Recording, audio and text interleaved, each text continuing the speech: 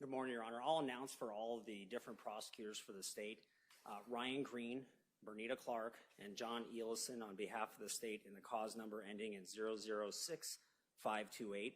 Also, Martha Blackman is the prosecutor on the cause number ending in 006240. And then on the final two cause numbers, I'm standing in for Prosecutor Andrew Foss. Thank you. Good afternoon, Judge. Rachel Golubovich and Teddy Saldivar on behalf of William Owens Hines. He's present and in custody, and we are also standing in for Mr. Raynack today. All right, thank you. Someone else appearing? Thank you, Your Honor. Corinne DeFusco, I'm appearing on behalf of Preston's parents who are present in the courtroom, Nick Lord, Autumn Curiel, and Melissa Sicante, appearing with my husband, who is seated. Okay, thank you. Good afternoon, Your Honor. Aaron Martin on behalf of victim Benjamin Zazek in the 240 matter. Thank you. Are we ready to proceed? We are, Your Honor. There was a brief logistics issue that perhaps we could approach. It should be Okay. very quick.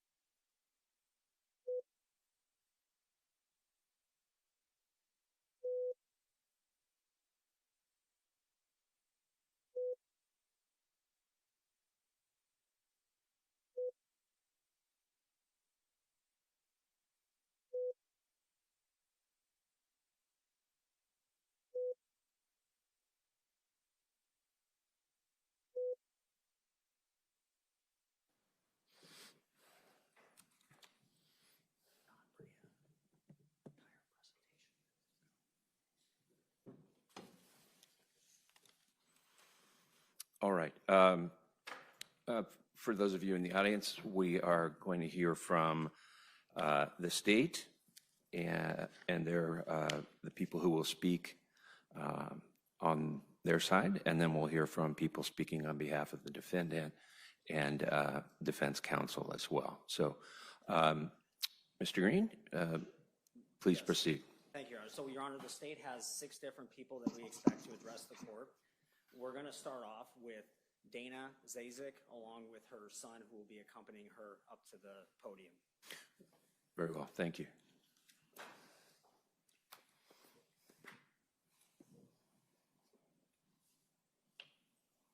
And Your Honor, just for the record, this is with respect to the cause number ending in 006240.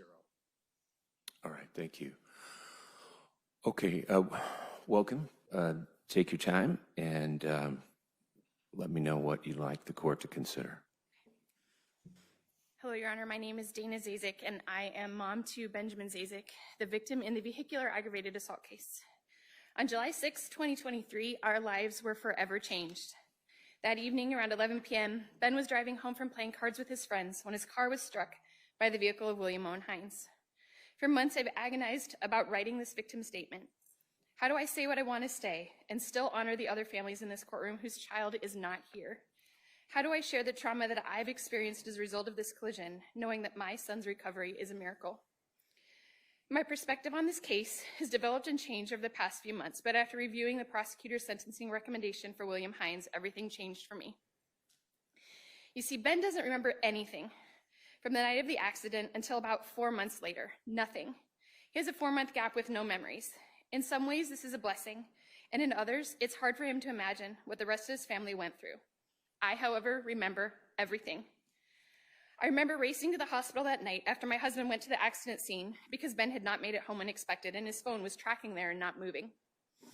I remember sitting in a room at the hospital with no information, not knowing if my child would live or die.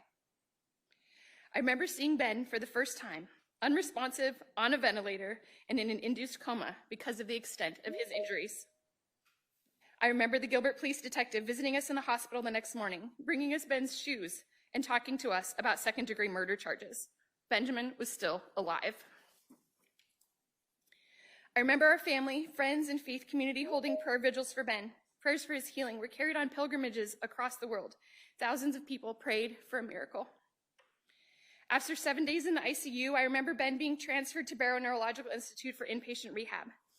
My husband and I again took 24-hour shifts to stay with him in the secure wing of the hospital. At Barrow, Ben would learn to walk again. He would relearn how to speak, swallow, and eat. I remember hours and hours of intensive speech, occupational, and physical therapy every day as we spent 16 days in the hospital. I remember Ben making amazing progress and hitting his goals.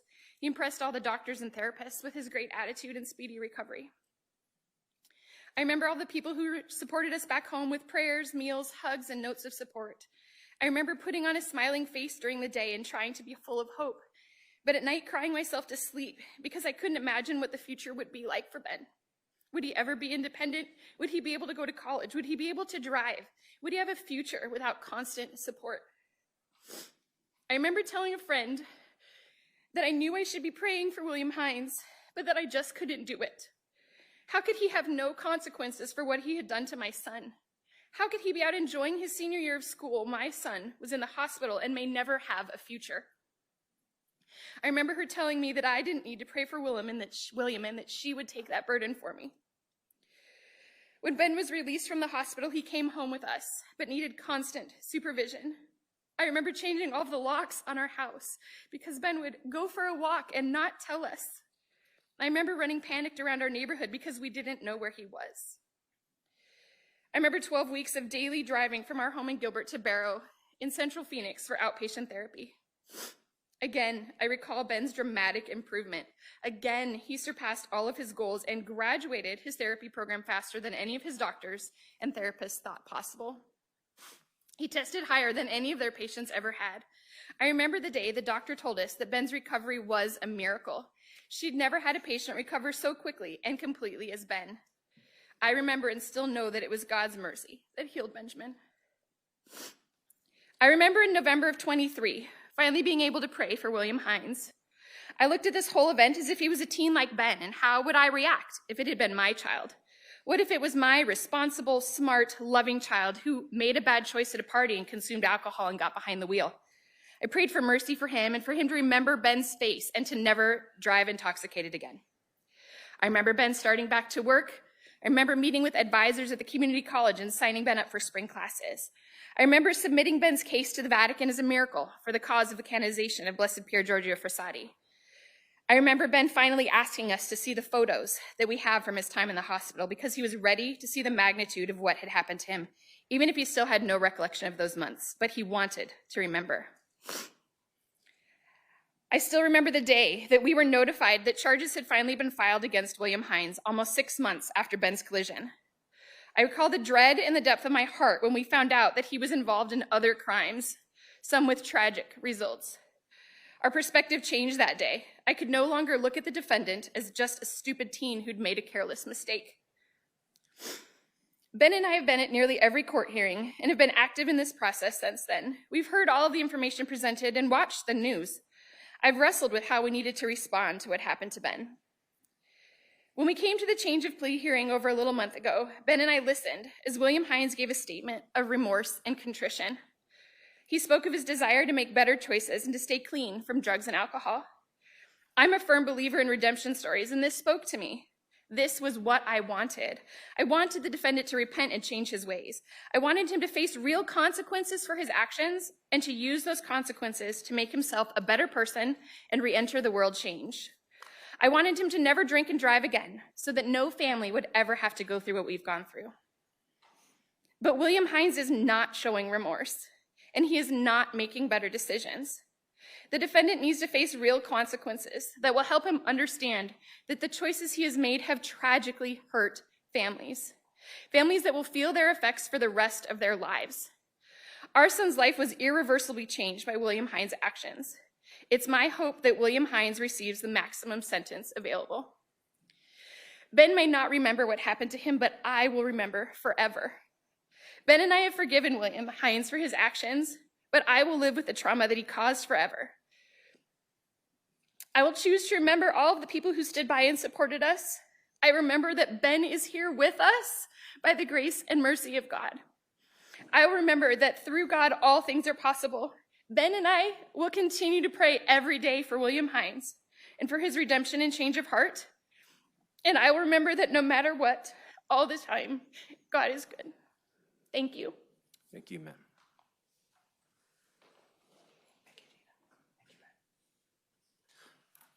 Joni?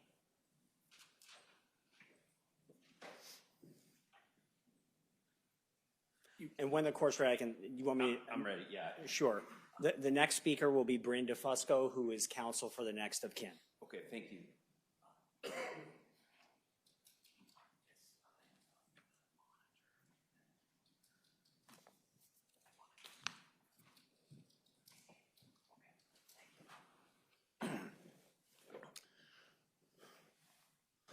All right, when you're ready. Thank you. Good afternoon, Your Honor. My name is Bryn DeFusco. My husband and I represent Preston's parents. I believe I speak for every parent when I say that what happened to Preston is every parent's worst nightmare. His tragic passing shook our community to its core, but it also sparked a movement, Justice for Preston Lord, that continues to bring people together in the pursuit of change. In the months following Preston's death, our community responded with acts of solidarity and remembrance. Marchers were held in his honor. Light the Night events were organized to raise awareness about teen violence. Attendees, united in grief and hope, wore orange, Preston's favorite color, to symbolize his spirit and the need to protect our youth. Throughout the Southeast Valley, orange ribbons appeared on trees and light poles, quiet yet unmistakable reminders of the life we lost and the work that remains. These ribbons told a story, one of heartbreak, but also resilience and resolve. In recognition of Preston's impact and the community's call for action, the City of Chandler proclaimed September 23rd, 2004, what would have been his 17th birthday, as Preston Lord Day. Every year on his birthday, we will honor his life and recommit to preventing the kind of violence that took him from us. Several laws have been passed in response, including one by the City of Chandler prohibiting the possession of brass knuckles by minors and the sale or furnishing of brass knuckles to a minor. Preston's law, which will increase the felony grade and punishment for anyone who participates in an assault with 2 or more accomplices, is under consideration with the Arizona State Legislature. In turning grief into action, Preston's family established Justice for Preston Lord, a nonprofit organization dedicated to breaking the cycle of teen violence and fostering a culture of hope, healing, and positivity among young people. The nonprofit works to raise awareness, promote education, and provide community resources. It offers access to counseling, educational programming on teen violence prevention, and free CPR training, a tribute to the 2 high school students who administered CPR to Preston in his final moments. Through Justice for Preston Lord, the family and others have spoken at city council meetings and have engaged in numerous events to benefit their communities. The outpouring of support from individuals and businesses has been spectacular. To further honor Preston's legacy, Preston's mother formed the Preston Lord Memorial Scholarship Fund to raise money and award scholarships to students of Preston School District, Combs Unified School District. Your Honor, the irony of our line of work is that we often never meet the individuals at the heart of our cases, yet we come to know them in deep personal ways. My husband and I never had the pleasure of meeting Preston, but everything we've learned tells us that he was the kind of person who would have offered his friendship, even to Mr. Hines. I want Mr. Hines to understand that. I hope that that truth weighs on the hearts of everyone here today. And while the defendant expressed remorse for the harm he has caused so many, his continued use of alcohol, even while incarcerated, raises serious concerns. Alcohol, among other things, was the underlying cause of the harm he inflicted. Genuine remorse must be paired with accountability and a commitment to change. And right now, that commitment is not evident. We ask that you follow the state's recommendation for 21 years. Thank you. Thank you. Thanks, Brian. And Your Honor, the next speaker will be Tony Rich, who is Preston Lord's grandfather.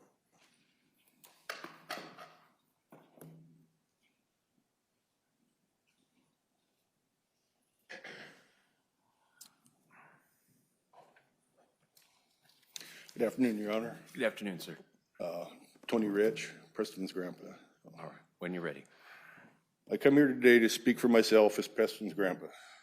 On the morning of October 29th, 23, I received a call from my daughter that I needed to get to the hospital as my grandson Preston had been seriously hurt. I asked if he had been in an accident, and she told me no, that he had been jumped and beaten by a group of people and that had been seriously injured. I left immediately on a 4-hour drive to the valley, and when I arrived at the house, I saw the pumpkins that Preston, his sister, his mom, and my wife were supposed to be carving that day.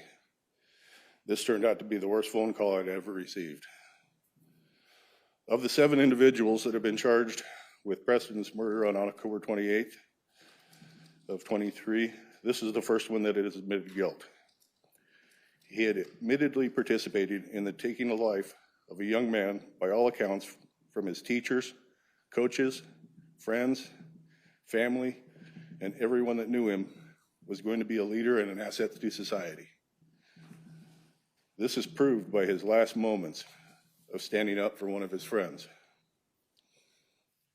3 weeks from now, on May 21st, my grandson Preston would have been graduating with his class at Combs High School at the top of its class. This individual knew within several days of the attack, by his own acknowledgement during his change of plea, that my grandson Preston Lord had died from the attack that he participated in. He has pled guilty to 3 other attacks, and all of the victims and their families deserve to know that he is serving time for each attack. I am asking the court that these sentences be served consecutively instead of concurrently. I'm also asking for the full 21 years that the state has recommended. His crocodile tears when he changed his plea from guilty for manslaughter and the other attacks really mean nothing to me or to his victims and their families. He is only remorseful for being caught and charged. On August 8th of 24, I was in attendance of a status hearing before Judge Cohen for those involved in Preston's case. I personally witnessed when Tyler Freeman was brought into the court for his status hearing having to do with the other cases that this person has now pleaded guilty to, that they were smirking and laughing at each other across the courtroom as this whole first-degree murder charge and the other attacks were just a joke to them. I brought this to the attention of Judge Cohen during the November 20th hearing when this individual trying to get his case remanded back to the grand jury.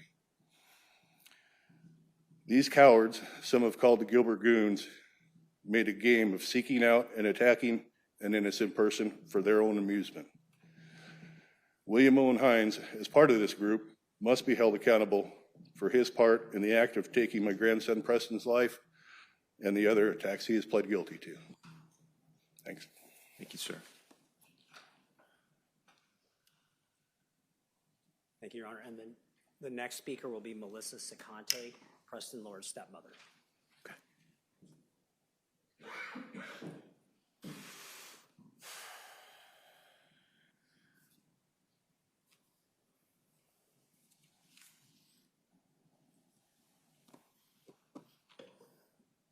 Good afternoon. My name is Melissa Sicante, and I am Preston Lord's stepmother. Your Honor, there are no words that can truly capture the pain of losing our son, Preston.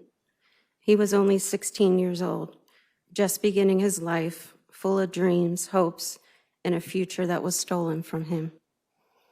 Since the day that William Owen Hines participated in taking Preston's life, my world has been shattered beyond repair. Preston had a smile that could light up a room and a laugh that was contagious.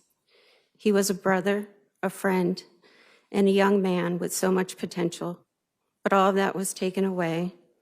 William Owen Hines, you took away his future, and you took away my ability to watch him grow into the incredible person that I knew he would become.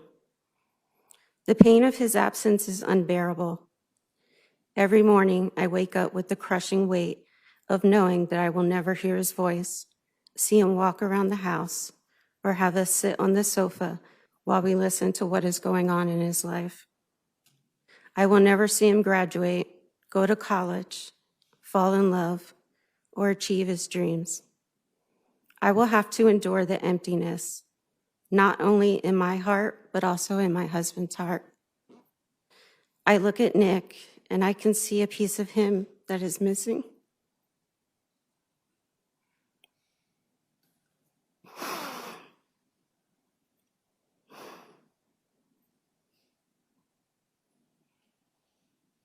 Take your time. A piece that can only never be replaced. The fact that he will never get to hug Preston, tell him how proud he is of him, or say, I love you, one last time destroys me. His sister will never have giggling moments between them of brotherly and sisterly bonding. She will never have nieces or nephews. She will never have her partner in life, her brother. Your actions have left an emptiness in my soul that will never heal. You have taken away Preston, and with it, you have stolen a part of my heart. No parent should ever have to bury their child. No family should have to endure this level of suffering. I want you to understand the magnitude of what you have done. I want you to feel the weight of the pain that you have caused, not just to me, but to everyone who loved Preston. I hope that every day for the rest of your life, you remember his name, his face, and the life you cut short. When you participated in Preston's murder, you not only took his life, you took his voice, but I will not let his voice be silenced. I will speak for the voiceless and demand justice for our son. You will not take away my right to stand here and speak on his behalf. While no sentence will ever bring our son back, I ask that the court impose the maximum punishment. Justice will never be enough, but it is the only thing left to fight for. I will grieve for our son every day for the rest of my life. I will carry this pain forever, and I pray that one day you truly understand the depth of the devastation that you have caused. Thank you. Thank you, ma'am. And Your Honor, the next to address the court will be Nick Lord, Preston's father.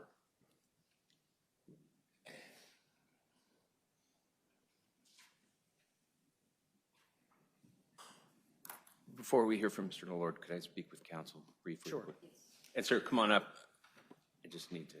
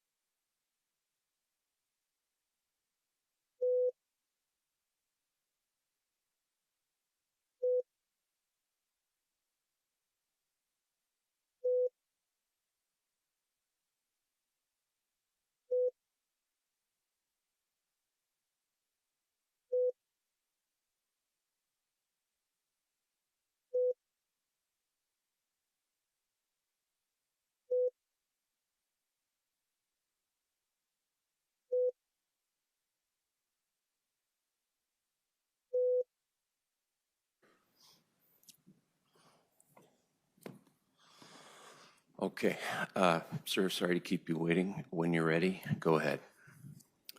Your Honor, my son Preston Lord was a bright, kind, and compassionate young man who brought joy to everyone around him. From an early age, he made me immensely proud to be his father. He loved his family deeply, cherished time with friends, and had a promising future ahead of him. Preston was not only an exceptional student, maintaining outstanding grades while serving on the student council, but he was also a dedicated athlete who played both basketball and golf. He had earned his driver's license and was embracing the freedom and excitement of his teenage years. His whole life was ahead of him. The tragic and senseless violence that took my son's life on October 28th, 2023, has devastated our family in ways words cannot fully capture. Our world has been shattered, and no parent should ever have to endure the pain of burying their child, especially under such horrific circumstances. The loss Preston has left an unimaginable void in our lives, one that can never be filled. As we stand here today, I have no words of forgiveness to offer William Owen Hines for the role he played in my son's death. The severity of the crime demands accountability, and I ask for the maximum sentence to reflect the gravity of his actions. Justice must be served not just to our family, but in Preston's memory and the community that has mourned this senseless act of violence. Thank you for allowing me to speak. Thank you, sir.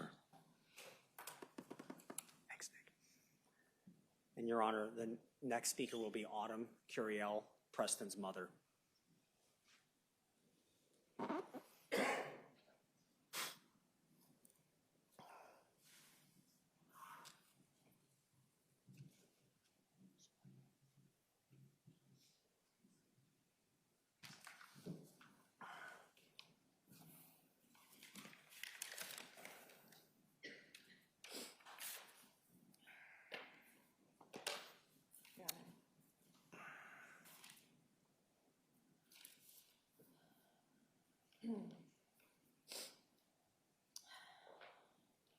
Preston William Lord was my world, my buddy, my friend, my proudest accomplishment. He was ripped from my life because of senseless violence. If you knew Preston, you knew that he was the furthest thing from violent. And what happened to him was inconceivable. Preston was consistently committed to doing what was right. He had no enemies, and he was the last person to deserve such brutality inflicted upon him. The loss of Preston has dismantled my life, his sisters, his dad and stepmoms, his many friends, his grandparents, and many other whom he crossed paths with. Preston was a rare light in this world.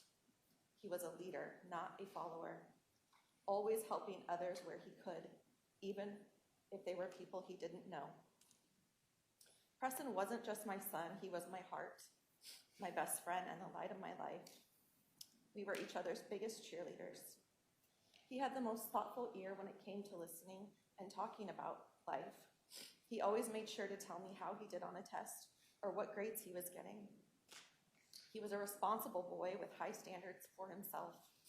I raised Preston to achieve, to be kind, and to embrace a growth mindset. Now that he has been ripped away from my life, I long deeply for our conversations and to spend time with him. He had a rare gift for listening and for guiding others to make good decisions. He gave support to his friends without pause. Several of his friends' parents have reached out to tell me how much he has impacted their lives and helped them through tough times. Preston was witty and handsome. I remember looking at him one day and thinking, wow, you are just a cool kid. He was happy as he was. He had his own style, and he was funny. He was not interested in partying and did not get into trouble. I told him almost daily how proud of him I was, and he would smile humbly and sometimes give me a hug. Preston was always an easy kid and made me so proud from the beginning. From his birth to getting into kindergarten early as a boy, which is pretty unheard of with social and emotional skills, and throughout the rest of his schooling. He was considerate and respectful of his teammates and peers. His mind was so special and bright. He'd tackle math problems I couldn't even wrap my head around, and watching him excel made me so proud. He was chill and content, always calm during the hard times. We had wonderful times together as a family. Theme parks, playing football on the beaches in California, sports practices and games, holidays and movies. We were the three musketeers, just doing life together. These times will never be the same without Preston. There will always be a void. Preston was raised to be an exceptional young man, and now the world will never get to know him. He has been robbed of his most beautiful life, and it was taken maliciously, extinguished as if it held no value. An unthinkable act which the defendant is responsible for. Preston meant so much to so many, and none of this was considered as he was being beaten to death and left in the road to die. If I could go back and rewrite the chapter of this book of life and what my family has dealt with, there are so many questions, so many what ifs. The conversations Preston and I had in weeks prior, I was talking to him in the kitchen and happy that my 16-year-old son was engaging with me openly about myself going to parties when I was younger. We laughed and joked, connecting mom and son. Never in my right mind did I fathom something like this could happen to him. I followed him religiously on Life 360 and lived in a safe community. I recently shared with Preston that it gave me comfort to raise him in such a safe area. The defendant, along with others, came into my territory. In a familiar neighborhood, my son always felt safe and stole that safety and security from us. He stole a promise I kept to my son to always keep him safe. We are now forced to live an unrecognizable life without Preston. He attended his first party, happy and carefree and hanging out with his friends, and then never came home. I have been robbed of my main purpose in life, being Preston's mom. There will never be a love greater than the love I have for my son. As far as the loss my daughter has experienced by losing her little brother, this I will never comprehend fully. To see her pain and loss for him in her eyes is just an added layer to our family's grief. When she moved out in July 2023, headed to college, Preston got up early and helped her pack up the car. He was the most doting, caring brother. He looked at her with pride and awe, like he was glimpsing his own future. He loved his sister more than anything. He respected her and looked up to her more than anyone in this world. The bond the two of them shared was unwavering, built on love and trust. Now she and I pretend to be strong for one another. Preston's absence serves as a constant reminder of our pain. I was only able to spend a few months with Preston after his sister went to college. These times were filled with so much closeness and bonding between the two of us. I will cherish them in my heart for eternity. We had pizza on Wednesdays, golf cart rides, golf practice, and driving lessons. Preston reached milestones, and we shared so many special moments. I still remember the night of his junior homecoming, which was also his 16th birthday, September 23rd, 2023. He came into my room, laid on my bed, and told me it was one of the best days he'd ever had. Little did I know that over a month later, his precious, most beautiful life would be taken. One day I had a purpose to be a mom of two wonderful kids, and the next day I was an empty nester.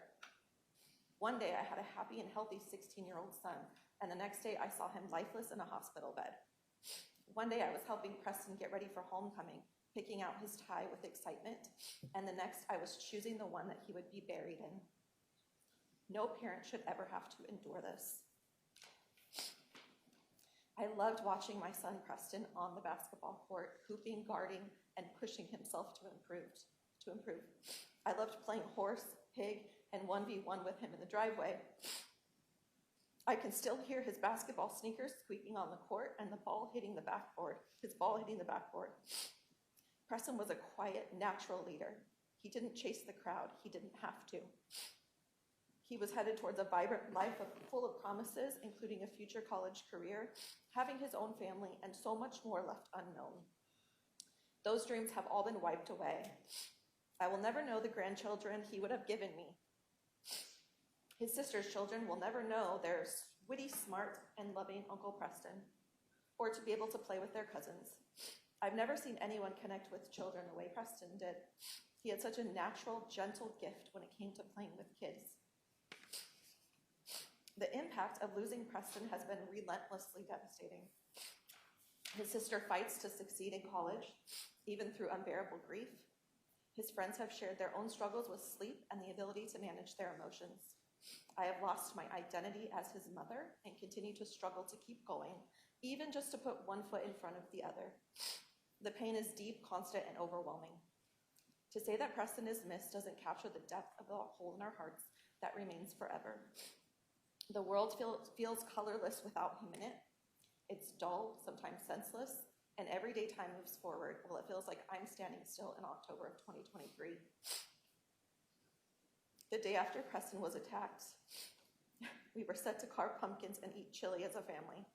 This tradition never came to fruition. Preston's favorite season was fall because it was his birthday in September. I would decorate at the very start of the month so he could be surrounded by the decor. Now fall and Halloween both torment me. It reminds me of the sign my neighbors had to put on my door to explain to trick-or-treaters that we had a family emergency and that no one would be home. During what should have been a fun, lighthearted time, our family was in the hospital watching our beloved boy fight for his life. The night we got the call that Preston had been attacked, and I was told that he was beaten so badly that someone had to perform CPR to try to save him, my entire world shattered. I raced to Chandler Regional Hospital while pleading with the Uber driver to go faster as panic turned into shock. When we arrived, they took us into a little room. Immediately, by observing the look on my sister-in-law's face, who was a nurse, I knew this was the kind of room that no family ever wants to be brought into. The doctor explained due to the severities of his injuries, Preston would be air-evac to Phoenix Children's Hospital. The next days were grueling with agony. I remember the hospital staff having us put up pictures of Preston and helping his sister make necklaces in distraction. We couldn't eat, and his dad slept on the floor. In my heart, I knew my son was already gone. For 9 months, I carried him. A lifetime, I loved him, and far too soon, I was forced to say goodbye to him.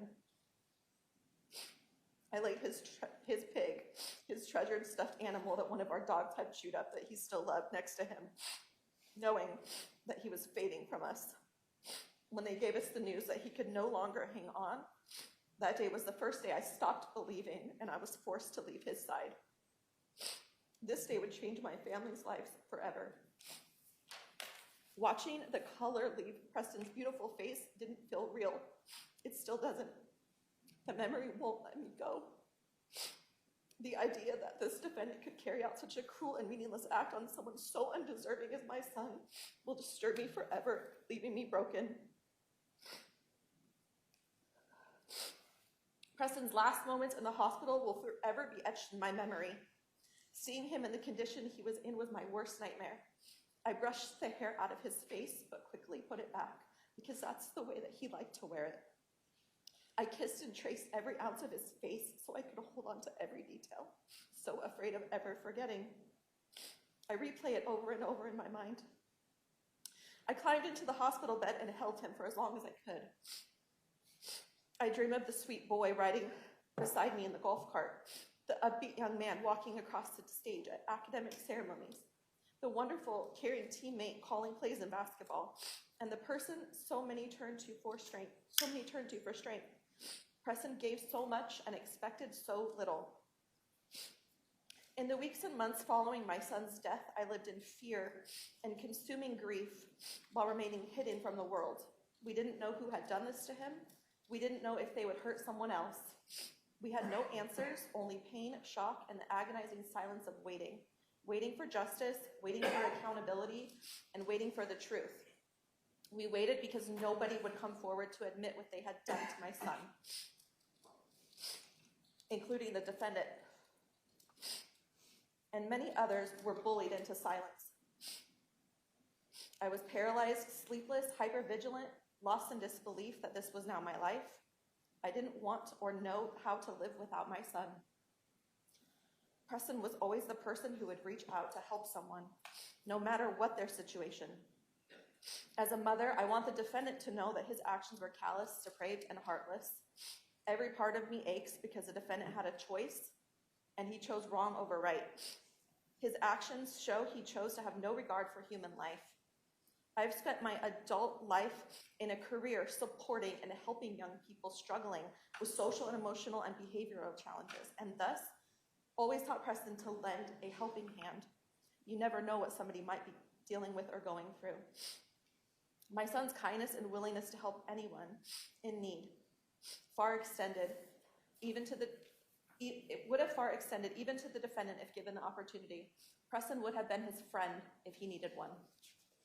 Each time we must speak about our loss, we are re-traumatized.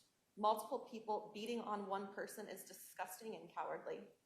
Imagining what Preston was thinking and enduring, and this cruelty shatters my heart, spirit, and clouds my sense of the world. The defendant acted without remorse, showing no regard for Preston's beautiful life or who his family was. The defendant deserves to be accountable to the highest degree and maximum sentence of 21 years for the magnitude of the incredible loss we have all suffered and the extreme light that he has diminished in this world. He deserves to be held fully accountable for the ongoing pain that he has inflicted upon our family and the community. The pain doesn't lessen, it deepens. Preston was an exceptional, rare human being with a kind, giving heart, a promising future, and a huge network of friends who loved him. He was an inspiration to so many, and his absence has left a hole that will never be filled.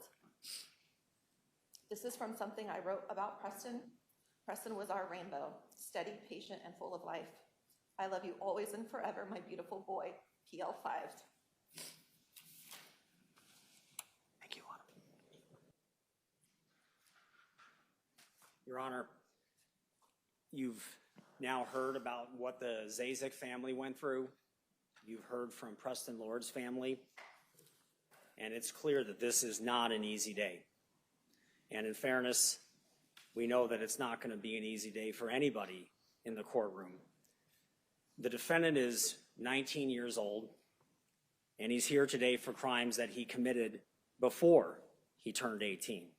And we recognize coming into this that the court is going to look at his age as a mitigating factor. That is what the law says, and it usually makes sense because immaturity and impulsivity often play a role in crimes that are committed by 17-year-olds.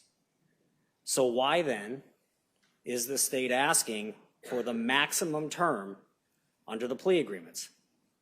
And the answer is simple. It's because when you look at the totality of what has occurred here, and you look at the whole picture, this is not about immaturity. This was not a few isolated incidents of seeking attention and getting carried away with friends. It may have started out that way, but that is not what brings us into this courtroom today. We appreciate the context that the defense provided for what was going on in the life of William Hines in his teens and early teens. And it's clear that Mr. Hines has had problems with alcohol and drugs going back at least to 2021 when he was around 14 or 15 years old. So before his involvement in the legal system, there was that struggle. There had already been some interventions. There had already been some treatment that was described in the materials provided by the defense. But the story of why we're here today begins in November of 2022. William Hines turned 17 on November 26th of 2022. But 2 weeks before that, he got caught shoplifting. It was a misdemeanor. Police ended up at his house. They talked to him. They talked to his father. And it was clear that the matter was going to get referred to juvenile court. And that certainly can be an example of simple immaturity. However, I brought it out in the sentencing recommendation because it was a chance. It was something that could have been a wake-up call. This was, again, just before his 17th birthday. Apparently, though, it had no effect on him because less than 2 weeks later, he was then involved in a group attack. And that's that first aggravated assault case that you have, the Class 6. And I want to be very clear about this. When a group swarms, blitzes, and attacks a victim, even after the victim is on the ground, that is not a fight. That is not getting into a fight at a party. That is not mutual combat. That is a crime. And it's the kind of thing that he and his friends did multiple times. This overlapping group that you've heard about, the guys who became known as the Gilbert Goons. Now, on that incident, one would have hoped that the next day, when William sobered up and had a chance to think about what it is that he took part in the night before, he would have resolved right there and then that he is going to change his life, because it should have been another wake-up call, a wake-up call that he's on the wrong track. And that's especially true in that case because, as you know from the facts in the pre-sentence report, his friend had used brass knuckles on the victim that they targeted. So once learning, if he already didn't know when it was happening, again, that is something that really should have changed his course. But again, nothing about that experience changed him. And we know that because it was just days later. On December 2nd of 2022, again, he's on video, and this time he's punching another kid from behind. And when you look at the video, it's 9 times punching a kid while the kid was already being attacked by other accomplices. What you see on that video, and that was one of the videos that was submitted to the court, what you see there is not immaturity. It's something else. It's a lot more than just adolescent recklessness. Later that same month, the defendant is again. That one. Yep. I'll wait for that to get muted. Okay. So later that same month, the defendant is again committing a crime. And this time, it involves a safe that had thousands of dollars in cash. It had been stolen, it appears, by his friends. It had other valuable items, and it was put into the vehicle that William was driving.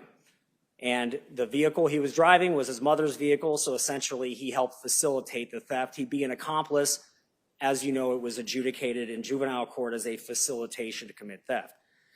What's important, though, for the chronology and for this court's determination of what's going on here is he gets arrested for his role in that crime. Again, it happens at the end of December, but the police show up and they arrest him in March of 2023. So again, we have another critical point, another wake-up call that we now know has no effect on him. Before he gets placed on probation for that crime, he's driving drunk and he smashes his dad's truck into Benjamin. So the defendant was there. He was on scene when another human being had to be removed from the vehicle that the defendant had plowed into, and then that victim had to get rushed in an ambulance to the hospital. He knew he did that. He knew he came close to causing another human being's death. And still, it wasn't enough to change. So it was a month after that collision, so now we're in August of 2023. That's when he gets put on probation for the case involving the stolen safe. So let's kind of take a break and see where we're at. It's August of 2023. He had been caught by police for the misdemeanor shoplifting. He got caught by police for his involvement in the case with the stolen safe. He's now been arrested for this drunken collision that he caused in July. And At this point, there's also been some previous interventions that were discussed in the defense materials. So August of 2023, he's now placed on probation. If there was ever a time in William Hines' life where he really needed to be turning things around and be on his best behavior, it is at that point going forward from August of 2023. But based on what is contained in the pre-sentence report, it appears that he just didn't care. Apparently, he hadn't paid a single dollar in the restitution for his juvenile case. He had reported no progress on obtaining his GED, and he had failed to complete his community service hours. So by October 28th of 2023, less than 3 months into his probation, he hasn't changed at all. He's still part of the same group of bullies. He's still drinking. And then there's Preston Lord, only 16 years old, who didn't do anything wrong at all. He's just trying to enjoy a Halloween party with his friends, something that should have been a good, memorable high school experience. Now, by the time William Hines shows up at that Halloween party, being an alcoholic and being an adolescent is no longer a persuasive mitigating factor. Drunk or not, William Hines made a choice. He chose to join in with his group of friends, chase down, and beat Preston. The defendant knew that they had just beat this kid unconscious on the asphalt. Yet a few hours later, while Preston is dying in the hospital, the defendant continues to party like nothing ever happened. Preston's in the hospital. William Hines continues to party. And you have the videos that were submitted to the court when he continues to drive drunk, even though 4 months earlier, he nearly killed somebody doing the same thing. And when you're watching those videos, the thought should go through anybody's mind that either he or his friends who are in the car with him or a family driving home could be absolutely wiped out because he either cannot or he will not stop drinking. He will not stop getting drunk. And then within a few days, he knows. He knows that the boy that he and his friends attacked had died. This would be the ultimate wake-up call for any reasonable person, even an adolescent. And now, here we are today. Even after being arrested, even after being thrown in jail, he still cannot stop himself from drinking. And this time, as you have from the calls that the state submitted to you, we're talking about the homemade jail alcohol, known as hooch. So even in the most controlled of environments, William Hines still can't control himself. And I want to be clear about this. His addiction does not make him an inherently bad person.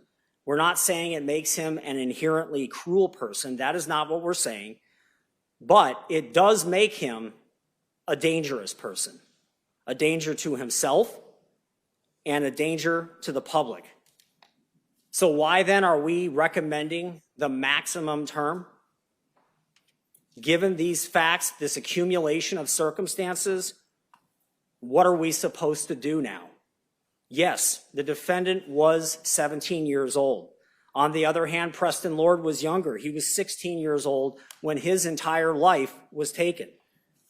And it is also true that William Hines is not the only person responsible for Preston Lord's death. We know that.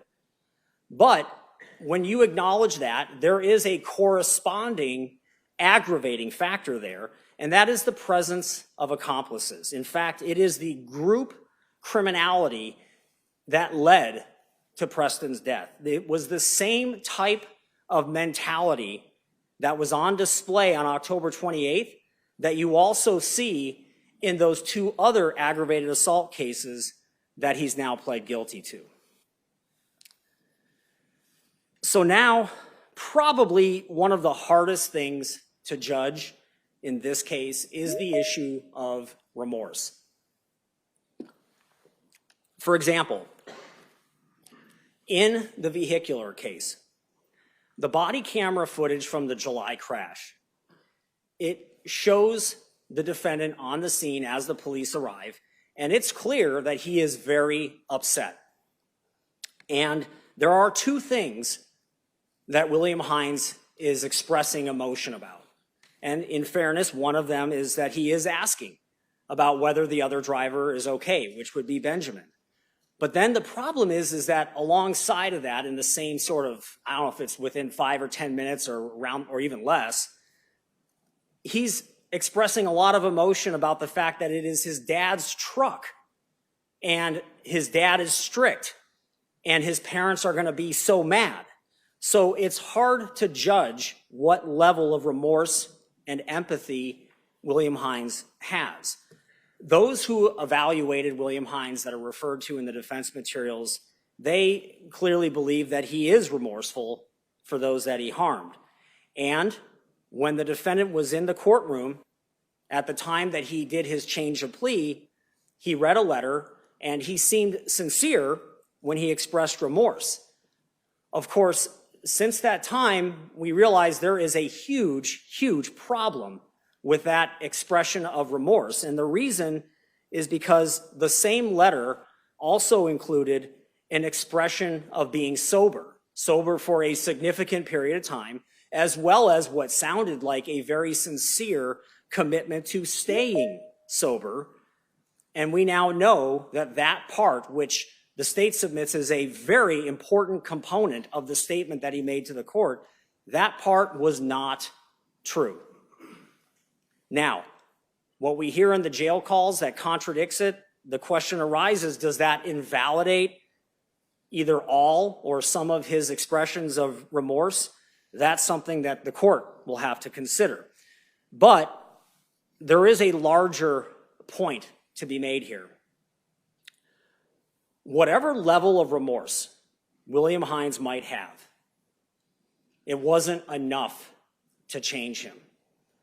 We know how powerful an alcohol or a drug addiction can be, and we know that in many cases in the criminal justice system, it can be a mitigating factor. But in the case of William Hines, it should not, at this point, be a mitigating factor. And part of the reason is because we now have all of these warning signs. We have all of these red flags that we have to take note of. We're on notice of how police at his doorstep, that's not going to be enough for him to change. We're on notice that severely injuring someone in a car crash, that was not enough to change him. We're on notice that being on probation is not enough to change him. We're on notice that even the knowledge of Preston Lord's death, and then even being locked up in jail, nothing is causing the change that needs to happen. And based on the jail calls that we submitted to the court, he does not intend to stop the alcohol, and it sounds like also some substance abuse. And if he doesn't intend to stop it, which is the evidence that we're now considering, then that is precisely what renders him so dangerous when he's back out in the community. So what we're left with is a young man who has left a path of destruction behind him, and he is just not changing course. So in the case ending in 6240, that's the vehicular case, Benjamin Zazik suffered very serious physical harm. And that is an aggravating factor that is far heavier than any mitigation that exists in this case. As you heard, 4 months of memory loss. It's a gap. It's gone. You heard about how he had to learn how to speak again, learn how to walk. That aggravating factor is entitled to very great weight. And it's especially true, Your Honor, when you think about how hard the recovery was, not just for Benjamin, but for his family. It's clear that it was not just...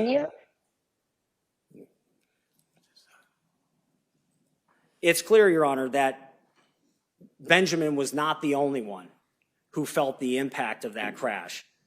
And what his mother described in court today is truly extraordinary. Then, in the case ending 6528, Preston Lord's case, the emotional anguish of Preston Lord's family by itself outweighs all of the mitigation. And I would point out that that emotional harm, you can almost see it, that it has a physical component to it. The effect that it has on them, the effect I think you heard about sleep, all of that, it is not just the emotional pain, it's almost a physical pain. The family has been coming to court date after court date, whether they appear in person or whether they appear virtually. Every single time, it's reopening that wound. And that memorial video that we all just watched, that only scratches the surface of what the family has lost. Because that video cannot show the future. It can't show what Preston was going to become. There's also, Your Honor, the presence of accomplices as an aggravating factor in this case. And this is very important because it represents what the defendant and his friends were doing. They attack in numbers. They attack in numbers. So the presence of accomplices is another very important aggravating factor. So, Your Honor, however you choose to fashion the prison sentences today, whether it's concurrent, whether it's consecutive, we are asking that you impose the sentence that will provide the most deterrence. We're asking that you provide the sentence that will provide the most protection for the community and one that punishes the defendant appropriately for the totality of harm that he has caused. And for those reasons, we recommend the maximum total term of 21 years in prison, followed by the probation tails in the 2 aggravated assault Class 6 cases. Thank you. All right. Thank you, Mr. Green. All right. Judge, for the defense, we have 2 speakers before I plan to make my presentation. Our first speaker is going to be Owen's mother, Laura Hines. Thank you.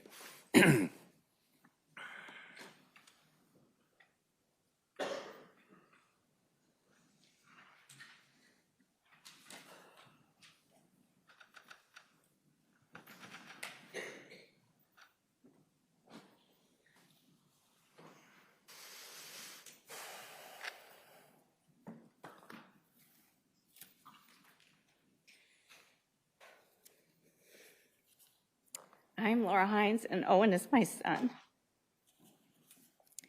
When Owen was born, he was my miracle baby.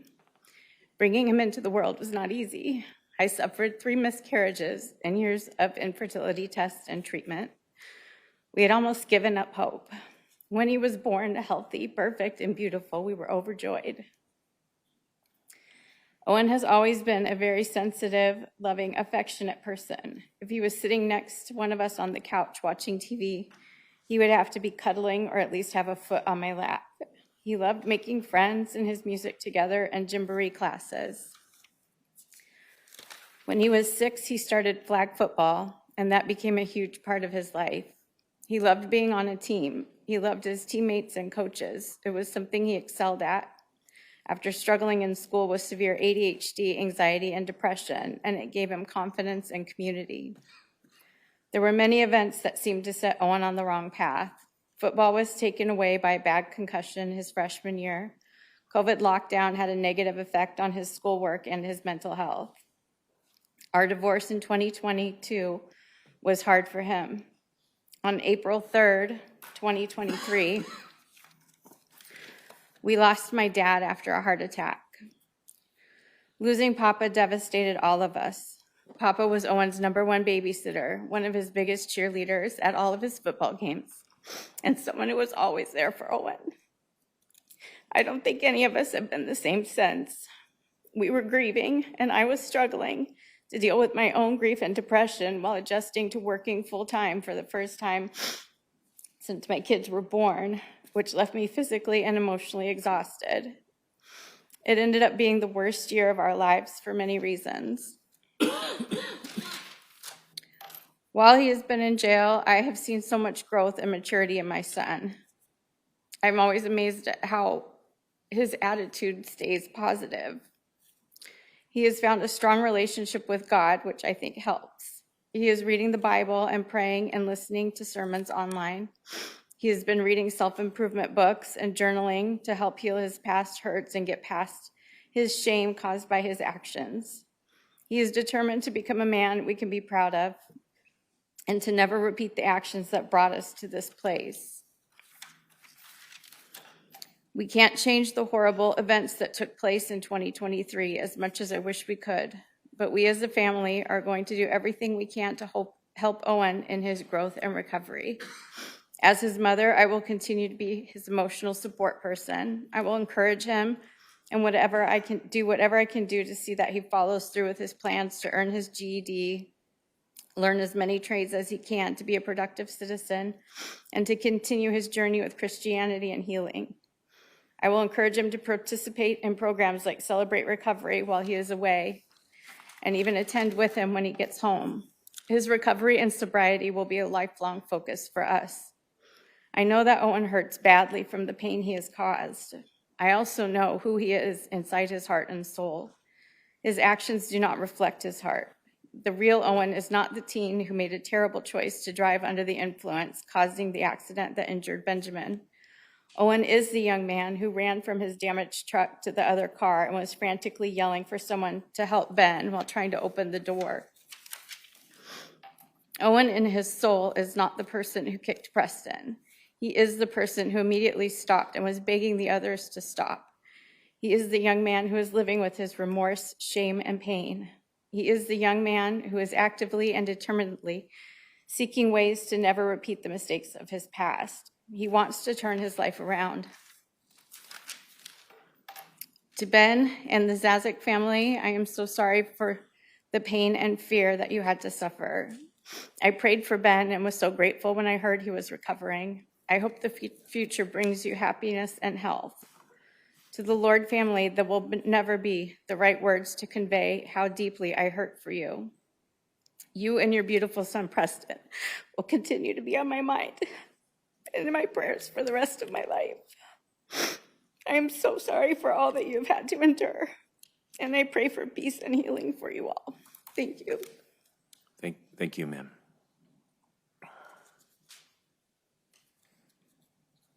Judge, our next speaker is Owen's father, William Hines.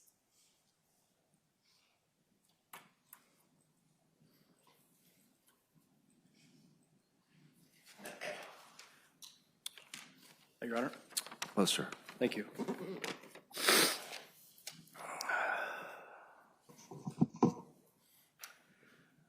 I'm reading this for the simple reason that I do not want to misspeak or forget to say anything that is important to me. So if it sounds scripted, that's not my intention. The position I find myself in is very difficult, as I love Owen and Jack, both my boys, more than anything in the world. For the reasons we are here today, the combination of being upset, horrified, embarrassed, and dismayed all at the same time, while also feeling compelled to help my oldest son, Owen, as much as I can, is a true duality.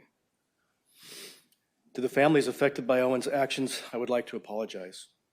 To Benjamin and his family, I am very sorry for Owen's decisions that night of the car accident. Please accept my sincere apologies.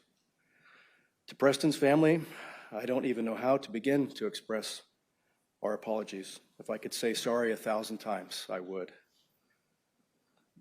On behalf of our entire family, I offer our sincerest apologies and sincerest condolences. Your Honor, although Owen had veered off course over the last few years and made huge mistakes, he is taking responsibility for what he has done. As his father, I can explicitly say that he is a compassionate and remorseful human being. Owen has a big heart, and he does feel very deeply. I've seen this time and time again throughout his life. One example I would like to share was during a football game in high school. Owen had made a tackle, and a boy was injured. The following day, I asked Owen if he had heard anything about the boy, and he said, "Oh yeah, I figured out who he was. I reached out, instant messaged him, make sure he was okay." The gesture was all Owen's action. As his father, I can attest to this sensitive and compassionate side of Owen throughout his years. Again, that's just one example. Your Honor, Owen wants to take responsibility for what he has done to others. I think he is saying, "I don't know how I got here. I don't like where I've been. I'd like to fix it and make positive changes within myself." Regardless, he is taking responsibility for his actions and wanting to make amends. I'd like to close my statement today by saying that it is not lost on me for 1 minute that the Lord family is going to continue to come down here to the courts and go through these hearings week after week and month after month. It is absolutely heart-wrenching, and I wish them Godspeed. Thank you. Thank you, sir.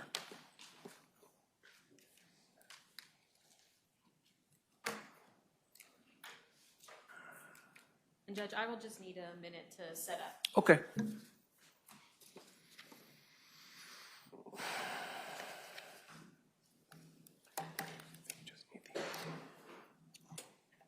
I think you just need the HDMI cord.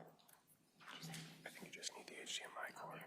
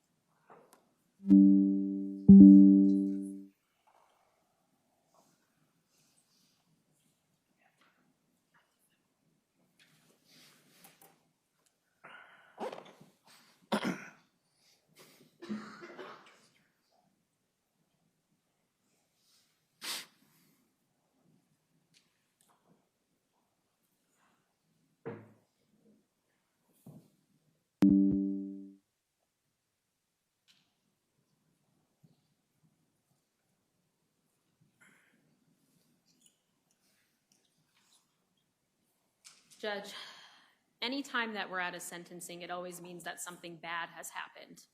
And you've presided over many, many cases, and you know that there's a scale as to where we're at a sentencing. And this is clearly on the high end. What's happened to these families today is absolutely terrible and horrific. And we're learning still today how Owen's actions over 2022 and 2023 have affected these families, and it clearly has a lasting impact on them. But by the same token, we are also at a sentencing because Owen stepped up and took responsibility for his actions and the part that he played in all of this and why we're here today. He pleaded guilty, and he's the first one to do so. And I think it's worth spending some time to talk about the unique circumstances of how we got here as well and how he changed his plea. We did a settlement conference with Your Honor, and you learned about the plea offer before Owen did. Owen learned about that plea offer, and 2 hours later, he was in court and accepted and entered it. those circumstances demonstrate overt willingness to take responsibility. There was no hesitation on Owen's part. He stepped up and he took responsibility. And there are topics that we need to discuss in this case that are at the forefront.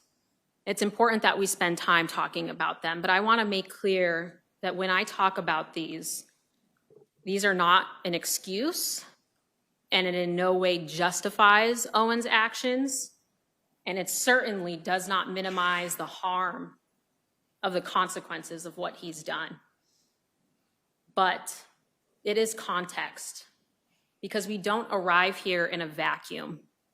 An 18-year-old doesn't just face murder charges. A 19-year-old doesn't just get sentenced for those same murder charges. Owen was 16 or 17 years old at either time of all of these offenses. And that has an impact in these cases. Teenagers are different. It's biological fact that teenage brains, adolescent brains, and circuitry and anatomy are tilted towards intensity, emotion, lack of self-regulation, and recklessness.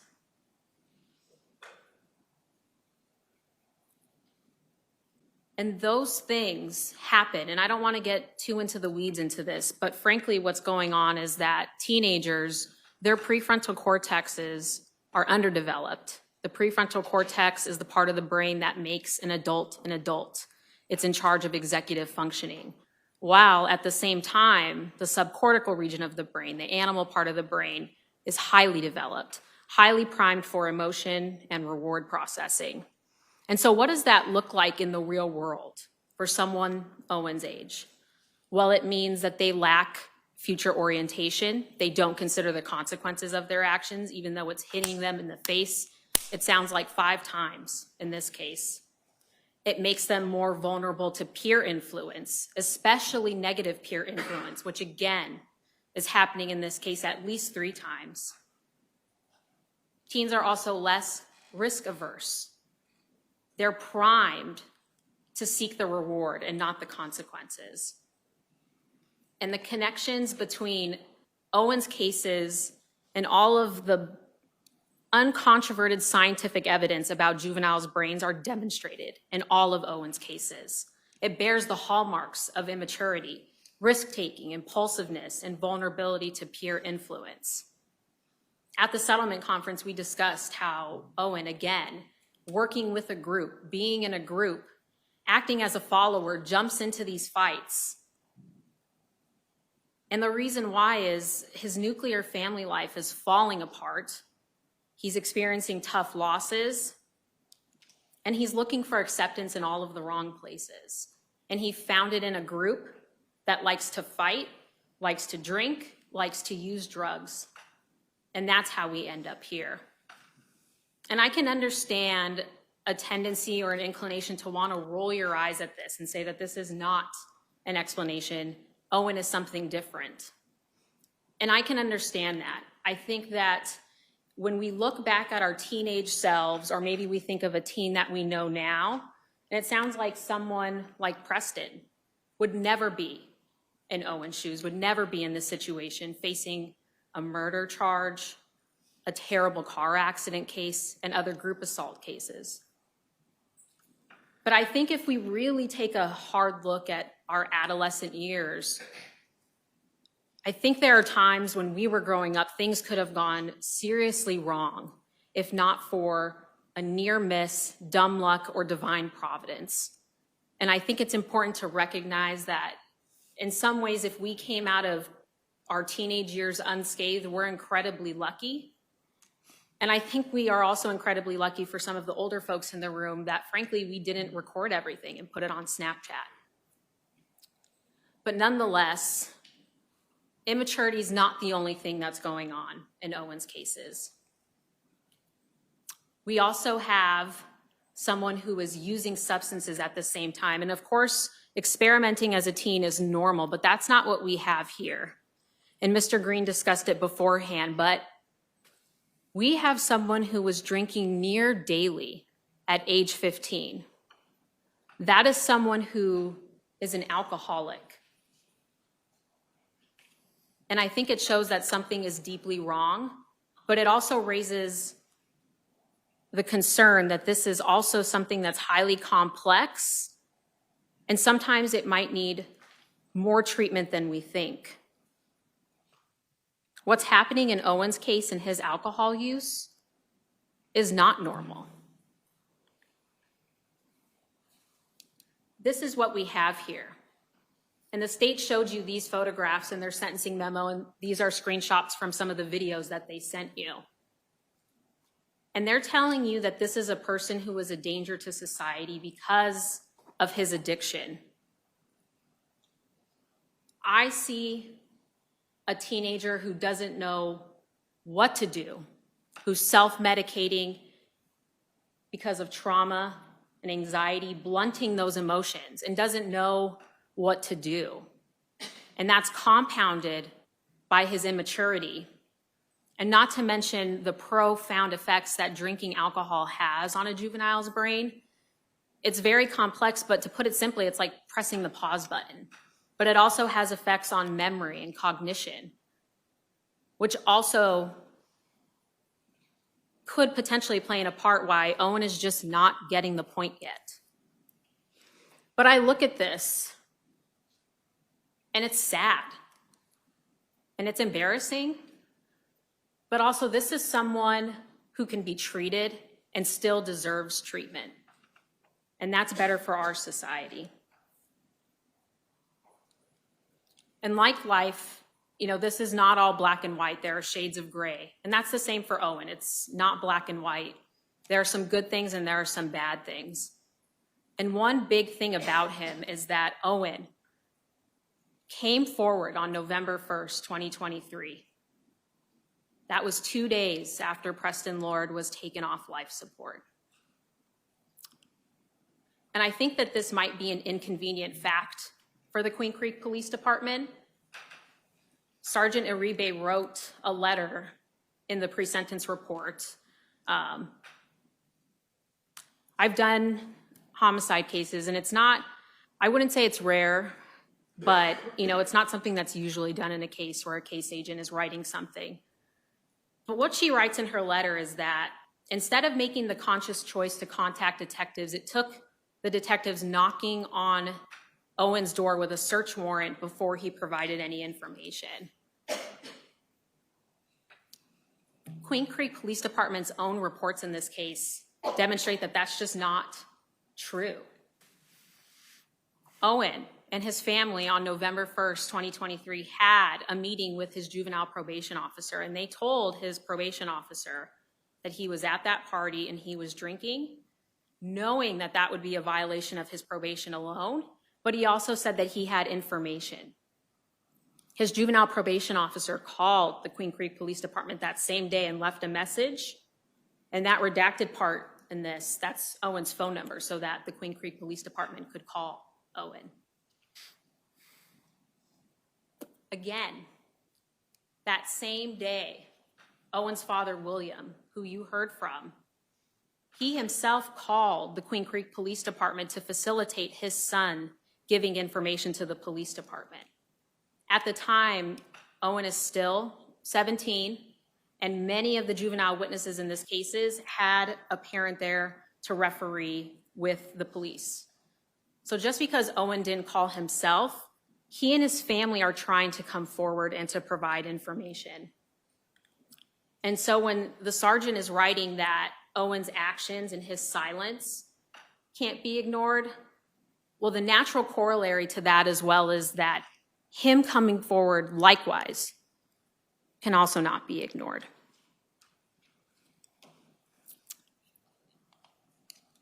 We also need to address the elephant in the room, which is Owen's jails calls.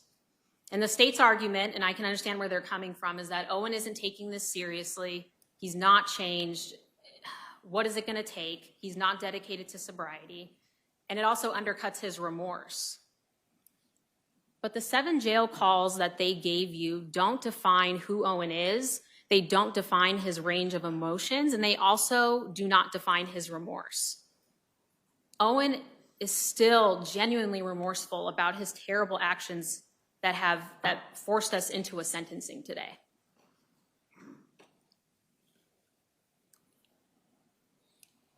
And Mr. Green aptly put, right, that you would think that getting arrested, being placed on probation, going to court, being placed in jail, going to prison, you would hope that that would be enough. But jail, prison, arresting somebody, unfortunately, it's not a magic wand. As much as we would want those things to be, those things alone don't fix people, and they don't fix their problems. And so Owen is in jail for 14 months, something that no one wants to do, wants to be in.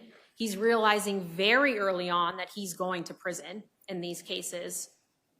And that's terrifying. That's terrifying for adults, but it's terrifying for an 18 and a 19-year-old whose brain is just like a 16 or a 17-year-old.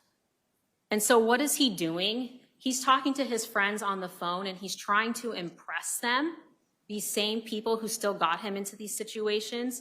He's coping with the trauma. He's puffing his chest.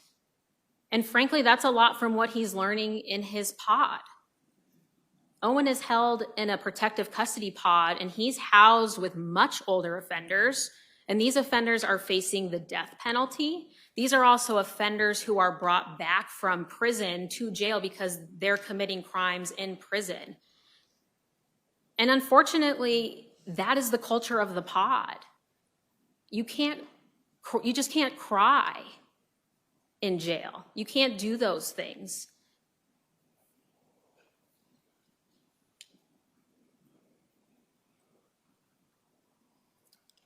It's also, in a sense, it's disingenuous as well to say that he's not remorseful, not truly remorseful.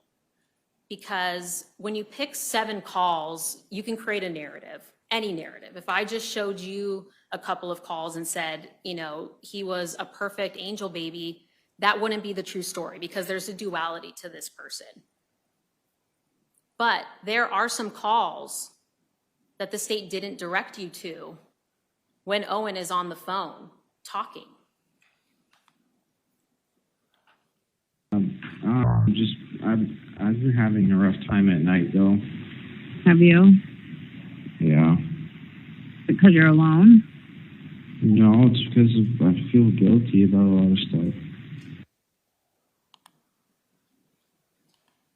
I was a very stubborn motherfucker, and it took this, and it took all of this to get out of that stubbornness, and it should not have took this. It should have I should have listened to all the warning signs. The first time I got arrested should have been enough. And no, I didn't listen. Then I got in a car accident. That should have been enough. No, I didn't listen. And now I'm in jail for this, which is so fucked up. It should not have took all of that. And there's no sugarcoating it, Judge, that these calls, the ones that the state brought to your attention, they're difficult to listen to. And frankly, I would want someone to do better, but they don't change the fact that Owen is a minimal participant in the homicide case. It also doesn't change the fact that he came forward 2 days after Preston Lord passed away and died, where he tried to give information. And it also doesn't change that on November 7th, he admitted his guilt and his involvement to a detective. And it also doesn't change the fact that he is the first person to take responsibility in this case and plead guilty. The state is asking for 21 years. And I want to address the aggravating factors that the state has put on the record. The first is the harm to the victims, which is clear and it is weighty and it cannot be understated. There's also the presence of an accomplice in at least 3 out of 4 of Owen's cases. But these aggravating factors are going to be applicable to each and every defendant who is in that Preston Lord case. Is the state going to recommend the maximum for everybody? I don't know, because that's going to be in the future when those people either accept a plea agreement or they go to trial. But what we have here is a sentencing, and you're going to have to decide, and I don't envy you because Owen is the first one to go. But I can think of one differentiating factor from Owen from his other defendants, and that's his specific actions in each of these cases. So what did Owen do in these cases? And I do want to spend a little bit of time talking about it, but I don't want to go deep into the facts about this. But in the car accident case with Benjamin, what happened to him is terrible, but it was an unintentional injury. And he also stayed at the scene. In the aggravated assault cases, again, we have someone who is acting like a follower, and he's jumping into these fights after they've already started. He's not the one who's starting them. And thankfully, he's not the one who's using the weapons and the brass knuckles. And now let's get to the homicide case. In the state's sentencing recommendation, they said that the state and the defense disagree on the extent of Owen's conduct in that case. And that's fine. We can disagree about that. But the court should decline any sort of invitation to sentence Owen more harshly based on speculation, especially when we have evidence about what he did in this case. This is a screenshot from an interrogation that Owen participated in, or an interview that Owen participated in with Detective Shipman. During that interview, he told Detective Shipman that he kicked Preston Lord right after Preston Lord fell to the ground. He believed he kicked him in the leg, but he also fully realized it also could have been his stomach.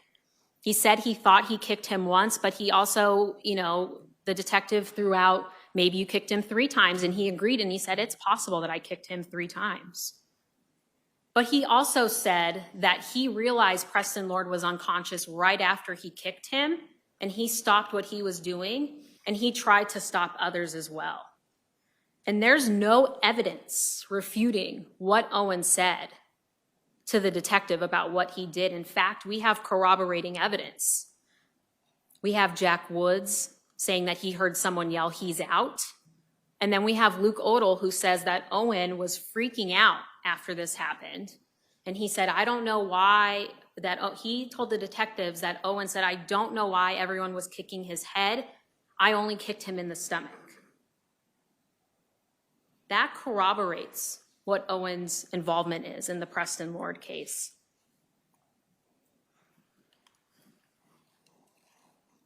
From a public safety standpoint, 21 years is also excessive.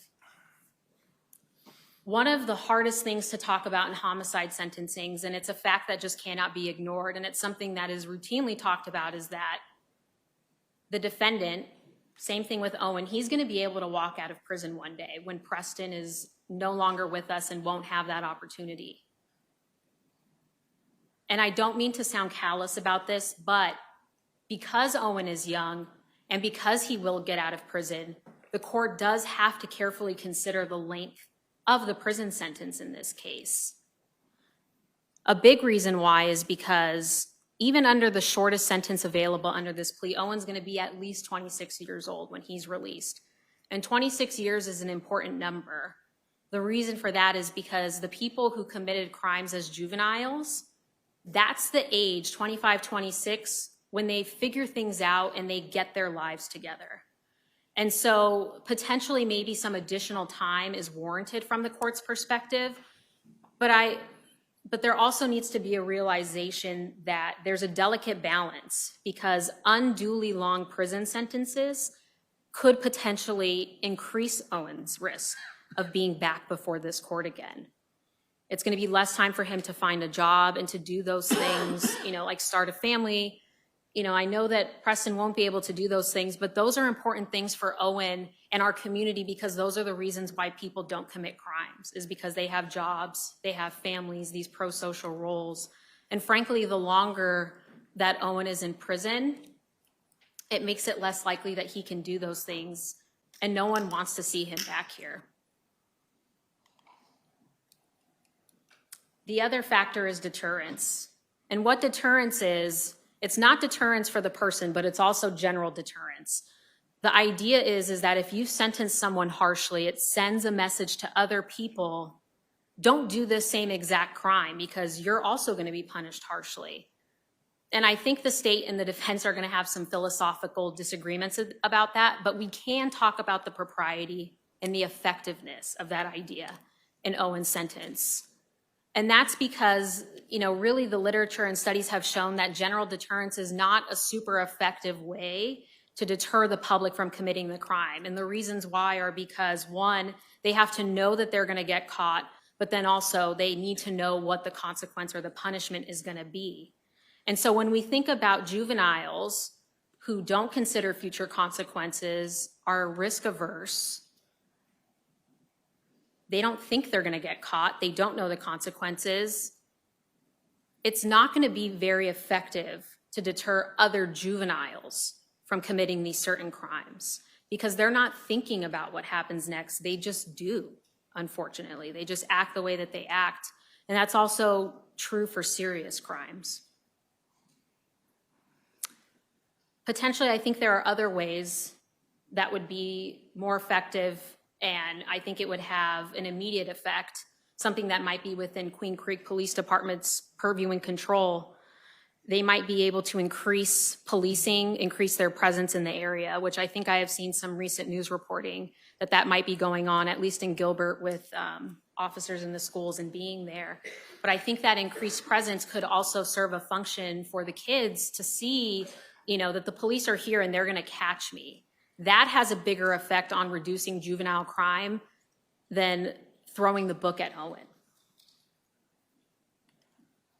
The next thing that this court is going to have to decide is whether you're going to run the sentences in the aggravated assault car accident case and the homicide case, whether those are going to be concurrent or consecutive. We're asking for a concurrent sentence, and we have highlighted some factors that we believe support that sentence. In 3 out of the 4 cases, Owen pleaded up to the charge. He didn't get a reduction of his charge in each of those cases. For the aggravated assault cases, his pleas are harsher than usual in those cases. In typical defendants who are not, all in this East Valley teen violence problem, typically the offer would be a misdemeanor.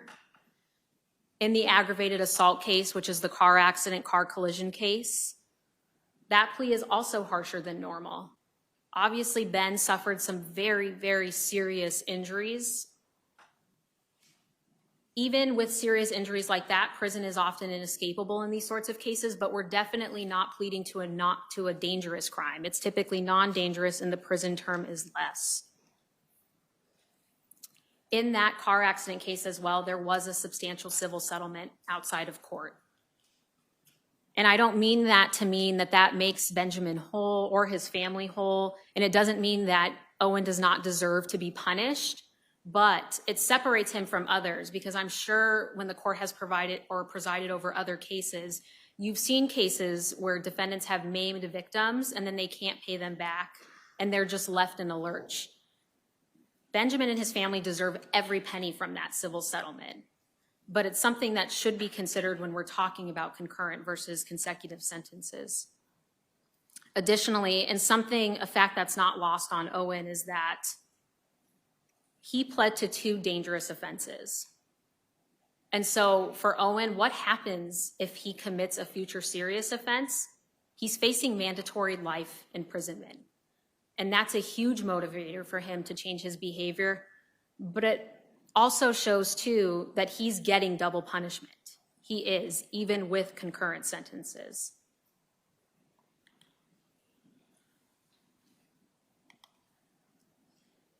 I want to conclude my remarks by talking about Owen's prospect for rehabilitation. And Owen he's an excellent prospect for rehabilitation. 2 big reasons why. One is that juveniles, for all of the time that I've really frankly spent ragging on them and all the ways that they act bad, they also have tremendous capacity for change. The other thing too is that most juvenile offenders, when they grow up, they just stop committing crime. And that's true even for juveniles who commit serious offenses just like Owen. And so he's probably going to follow the majority. The other thing is that Owen has tremendous support, tremendous family support. He comes from a good family with good people, and they tried to get him help. They tried to get him treatment, and it's not their fault that it didn't stick.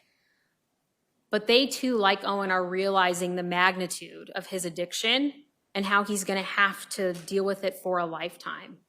And they're committed to helping him with that, and they will support him when he's released. The big key for Owen is his sobriety. And the state has made that clear. And it's obvious that the key for Owen to not be back here is for him to be sober.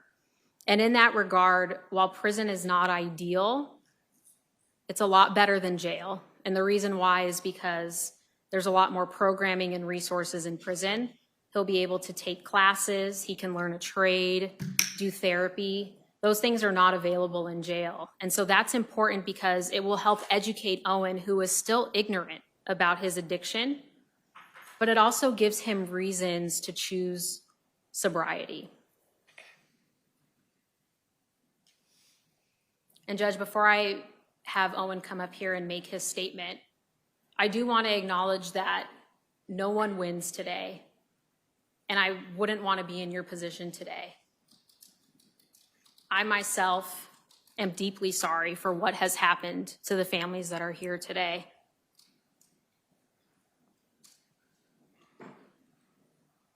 And nothing that happens here will ever, ever, ever make them whole, and it won't bring back their loved one.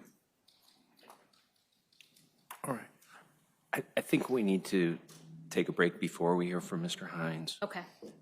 So let's take a 10-minute break. The court will stand in recess until 3.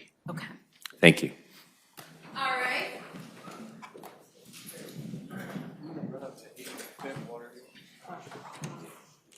Logistically, so there's no injunction order that we need to give right now, is that right? You know, we got that one done. Yeah. Okay. And then use credit. PSR. Yeah. All right.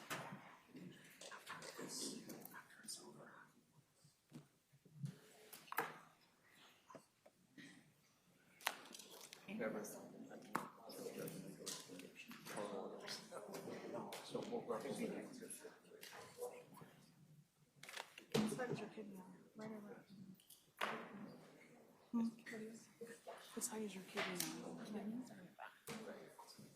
Yeah, no, it's in the front. This is like lower right. No, it's not. It's not low. It's high. As much as But I had almond milk.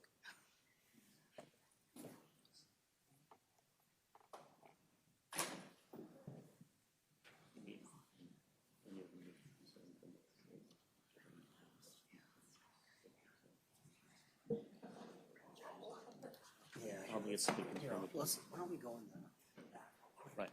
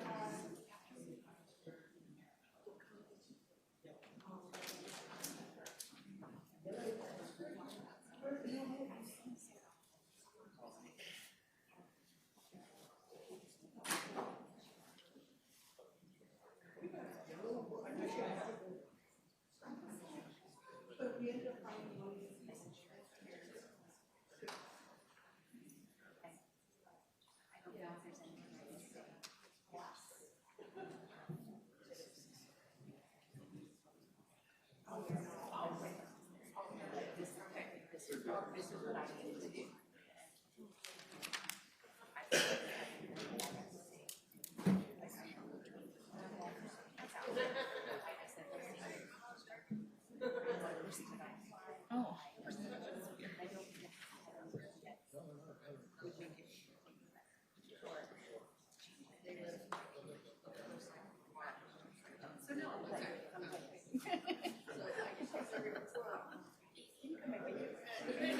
That's right, right? Yep.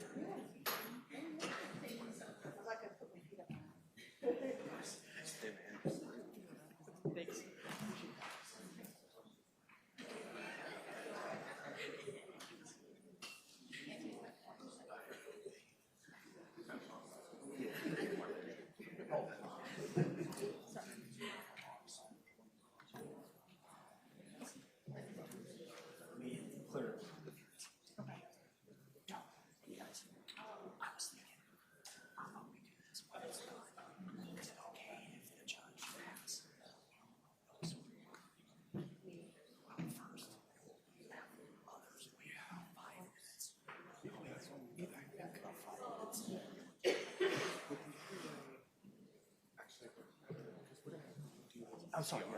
I'll put out. You know what? That's we. Yeah. So we will have ours leave first. Okay. Leave first. Perfect. Should we have the judge explain it to you? Yeah, maybe. Have the judge. Okay. We'll ask to approach. Cool.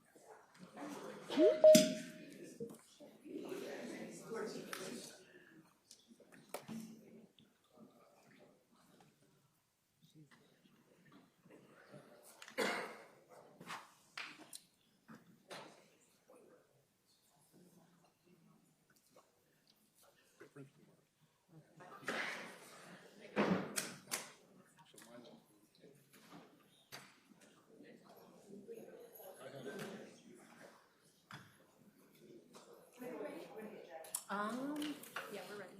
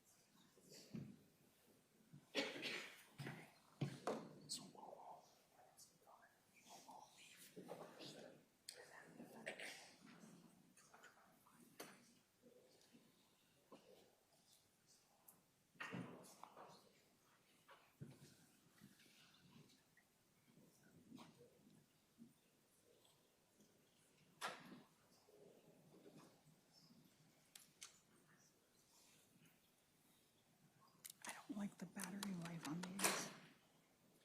Sure. Yeah. I know it seems like I take it home every night, but like it's dead. Definitely.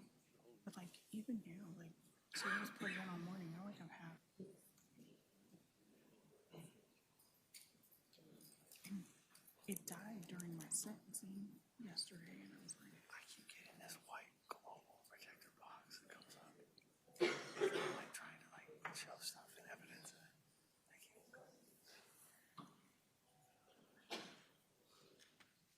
I can never get mine to act right, so it won't load, and then it'll be like start over, and some other pop-up box happens. All rise. Thank you. Please be seated.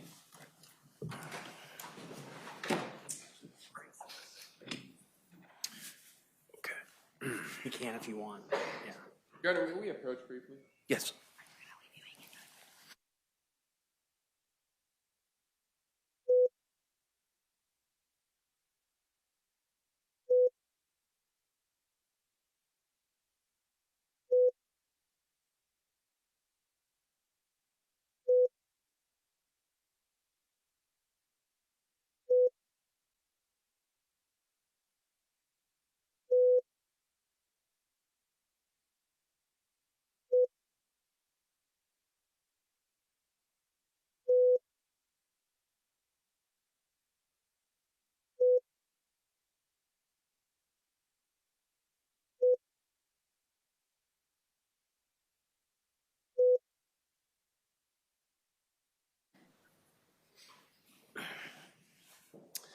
Okay, we are back on the record in CR 2004-006-528, 003, 006-240, 001, 105-048-001, and 105-174-003. And these are all State of Arizona versus William Owen Hines. Record will reflect the presence of counsel Mr. Hines is with us with his counsel as well. And the families and victims are here as well. All right. Does Mr. Hines wish to be heard? He does, yes. Okay. This year and a half has been very painful for everyone involved. There isn't one day that goes by that I don't think about that night. I saw the ambulance behind us as I was leaving and immediately knew something was wrong. I felt a lot in that moment. Despite being very intoxicated, I remembered everything. When I saw the news, I knew I needed to let somebody know my involvement. Though I was hesitant, though I knew I would do time, I knew undoubtedly that it was the right thing for me to do. I was not raised to tattle. I was raised to admit when I'm wrong, and I was definitely wrong. I'm here today to take full accountability for my wrongdoing and my own actions. I acted as a follower and not a leader, and that will now result in me doing time in ADOC. I should have learned from many past mistakes, but I was blinded and still am blinded by addiction and stubbornness. I should have asked for help, but the past is the past, and there is no way to change it. All I can do is move forward, better myself, and keep doing positive things. Alcohol was my way to cope for 3 years. The moment I drank that first drink and realized how much happier I felt, I was hooked. The pain of my first relationship issues, on top of my grandpa dying in psychosis aftermath, made life feel almost unbearable. The only thing I knew worked was party and drink. Little did I know I had so many resources I just didn't know how to ask. My friends and family have shown me that there is nothing wrong with asking for help when you need it. When I get to DOC, I'm going to apply myself, and once I finish my education, I'm going to do hands-on trade programs as well as the available drug and mental health classes, so that once I get out, I can be a safe and productive member of the community and complete probation without issue. And for Ben, there was a very large chance that things could have played out differently on July 6, 2023. There's no explanation or excuse to make as to why I was driving with any percentage of alcohol in my system that night. For any nights, that is. The very thought of that alone is one of many that leave me sleepless during the night. I pray that recovery has been swift and that God will continue to take care of you and that you will still one day be able to do the things that you want to do to the fullest extent. Follow your dreams and never stop fighting. And for the Lord family, although I did not know Preston personally, he seemed to be an astounding man, a kind soul senselessly taken from this world. He didn't deserve not one of those kicks or punches. This act of violence has now left a man without a son, a sister without a brother, and a father without his boy. I have realized it would be wrong to ask for forgiveness when this family has already had so much taken from them. They owe me nothing. However, I owe them everything. I am committed to discovering how I can better control the actions that I make and to continue to make the world around me a better place. I am truly very sorry. Thank you. All right.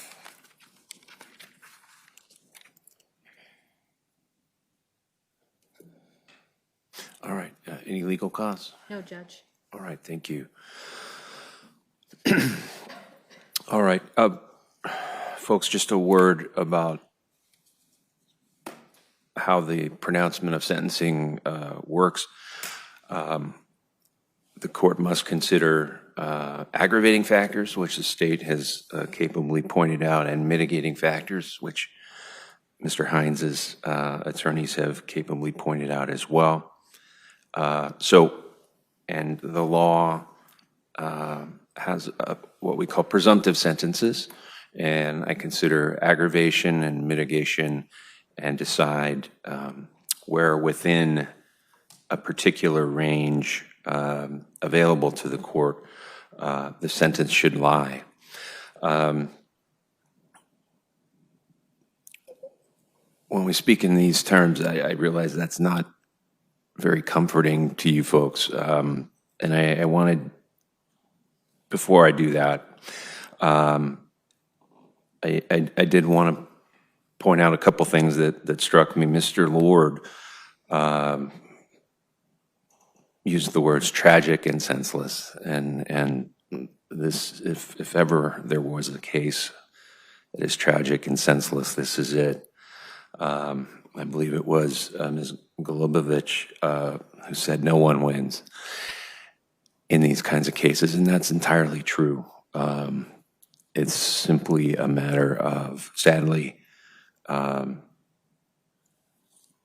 to mitigate the losses that all you folks have experienced. So while what we do here today may not, let me put it this way. We use legal terminology, but it is my most sincere hope that what we do here today is the first step for all of you on the road to healing and finding peace with the terrible things, the tragic and senseless things that have happened. All right. Mr. Hines, in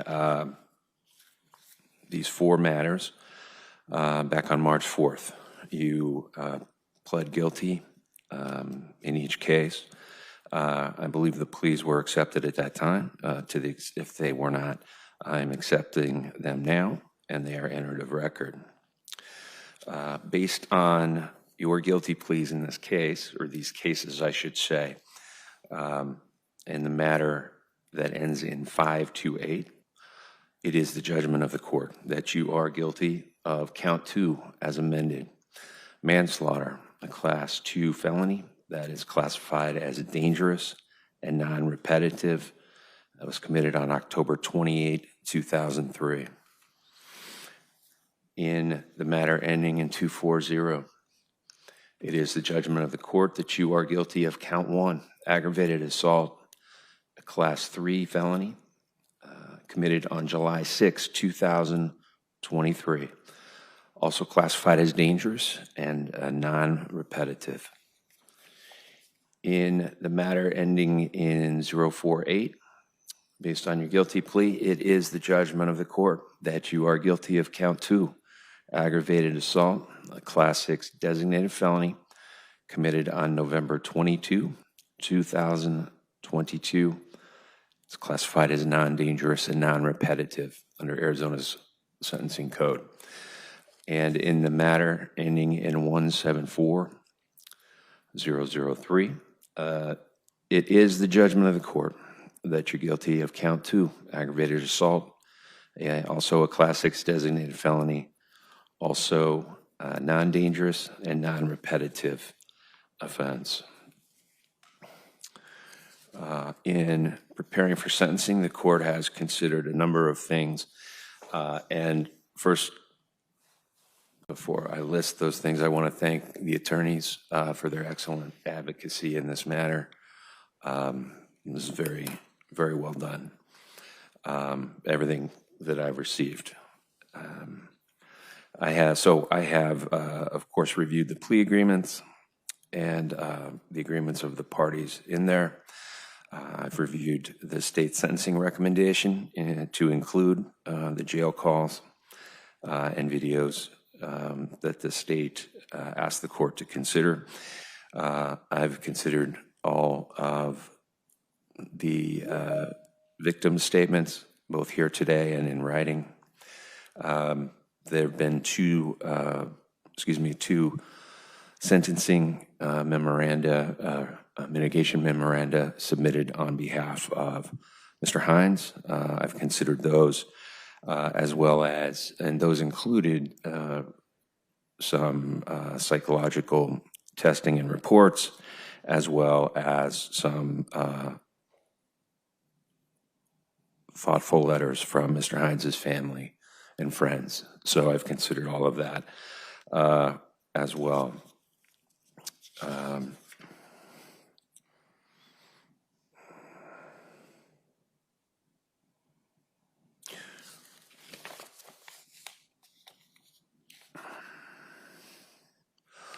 All right, in two of these matters, and that's specifically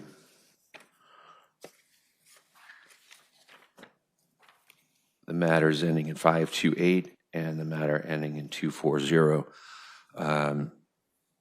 probation is not available, given that those are dangerous offenses, and certainly they're not. Probation would not be appropriate. In the other two cases, I will place Mr. Hines on probation, as that has been agreed upon, and I think it will provide him with some helpful structure upon his release from prison. I mentioned earlier the aggravating and mitigating circumstances. I'm going to focus on the manslaughter and the aggravated assault cases in terms of aggravators and mitigators. Certainly in the vehicular matter, there was a significant injury to the victim for Mr. Zizik. 4 months memory loss, a traumatic brain injury. Thankfully probably doesn't even begin to cover it. Somewhat miraculously, he's made an excellent recovery so far, and it's my understanding his prognosis is good. Nonetheless, we are all lucky he's alive. And clearly that had an extraordinary impact on his family as well.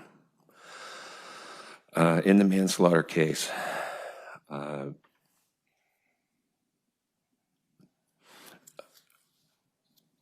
there's been a tremendous impact on Mr. Lord's family.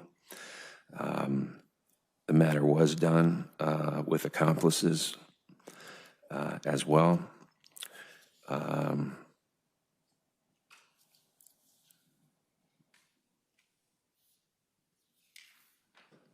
And again, substantial impact on the victim's family. There are a number of mitigating factors as well, which I will discuss. Your age at the time of these offenses is important. We do, the literature, medical literature tells us that a person's brain is not fully formed until they're 25 years old. And this is, and that helps explain a lot of bad decisions by youthful folks. So certainly your age is an important consideration here. You have, on a number of occasions, shown remorse, particularly right after the accident with Mr. Zizik. You were honest with the police, and you accepted responsibility in several respects. I like to think that I'm a really good mediator, and that I wish I could take credit for how well your settlement conference went. But the fact of the matter is that in many years on the bench, I don't know that I've seen someone more anxious to plead guilty and accept responsibility. So that certainly speaks well for your prospects. A couple of things that we haven't talked about that I think are worth discussing. A lot of educational difficulties that seemed that schools weren't on top of, to some trauma within your family and from family members inflicted on you. you've also shown the ability to get employment at times and you certainly have the support of your family. That's important because you will need it when you're released. Everyone does, but it's very important. So it's good to know that is there for you.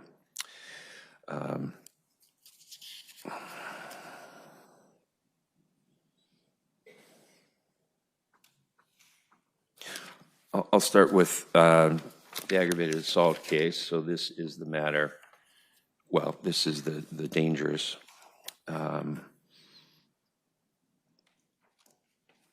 This is the matter ending in 240. As to that matter, well, before I do that, I did want to point out in the manslaughter case, it's a slightly different calculus because that did involve accomplices.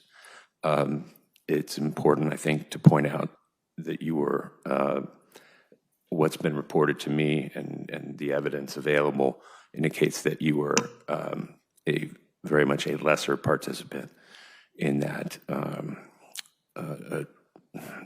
tragic and senseless outcome. So with respect to the aggravated assault, the court finds that with regard to that offense, the mitigating factors slightly outweigh the aggravating factors, and it is the judgment of the court that you be committed to the Department of Corrections for 5 years in that matter. And that is, as to that matter, you will receive credit for 441 days of time served. Turning to the manslaughter case, on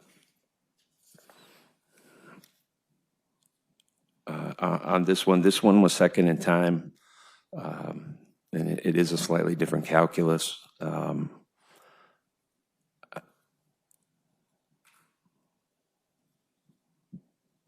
I find less mitigation there. There's still a lot of mitigation.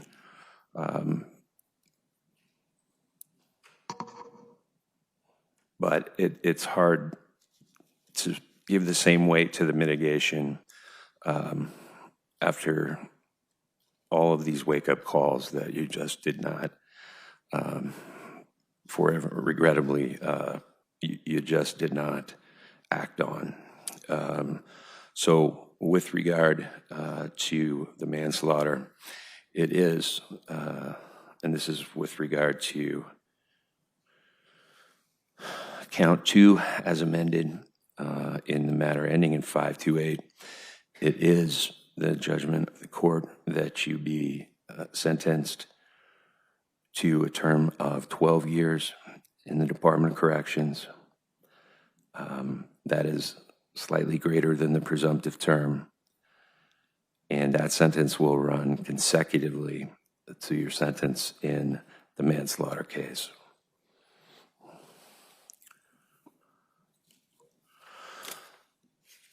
All right, now I will turn to the other 2 cases. These are the probation matters. These are the matters that you're going to be on probation. Well, after you're released from prison, you'll be on probation. And as I said earlier, that it's important, it's good for you. There'll be plenty of services available for you. And we'll talk about some of that in terms of the terms of your probation.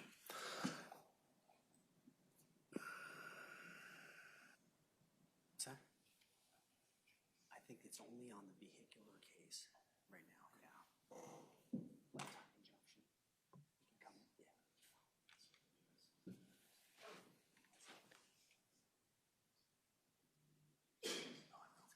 Yeah. Judge, real quick, I think I may have misheard, but the manslaughter sentence would be running consecutive to the aggravated assault Correct. sentence. Okay. Correct, and I'm sorry if I misspoke.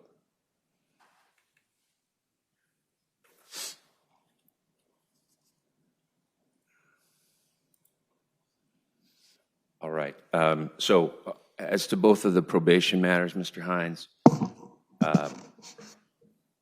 I'm giving you the standard supervised probation terms. There's a couple to keep in mind that I'll highlight. You're not to have any contact with the victims in any form. This almost goes without saying, but it will be a term of your probation. I will not consume or possess alcoholic beverages, and you shall complete substance abuse treatment, including relapse prevention and aftercare. So those are the terms that I'll highlight in both of the probation matters. And I will say,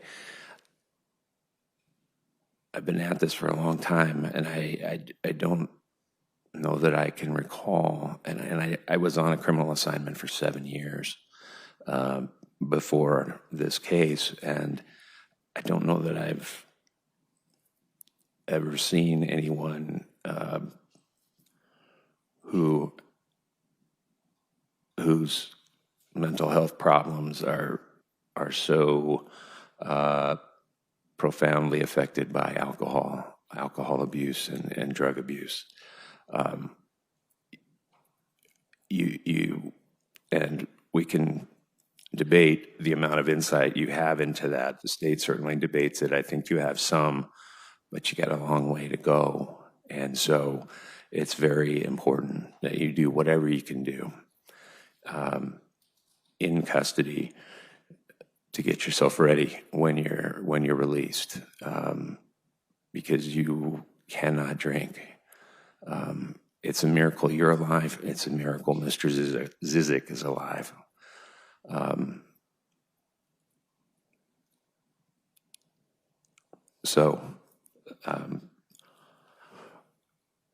Those aren't just terms of probation. That's going to be key for you just to survive, just to live any kind of normal life. So please do what you can. Do everything you can, and then some. All right.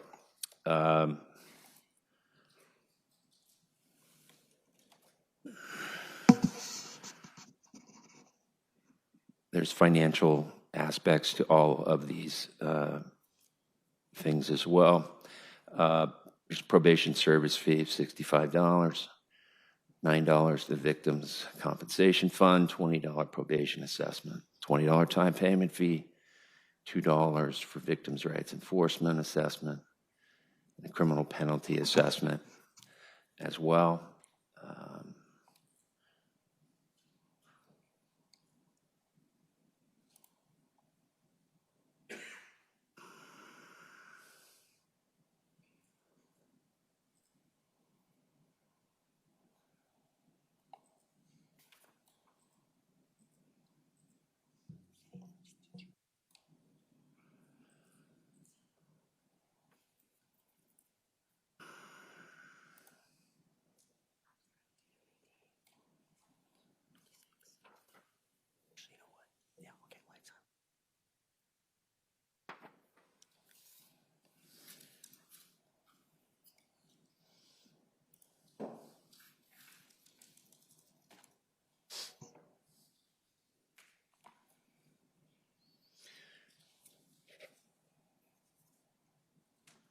And sir, with respect to your prison terms, I'm waiving community supervision, and you're going to be placed upon probation upon your release from prison pursuant to ARS 13603K.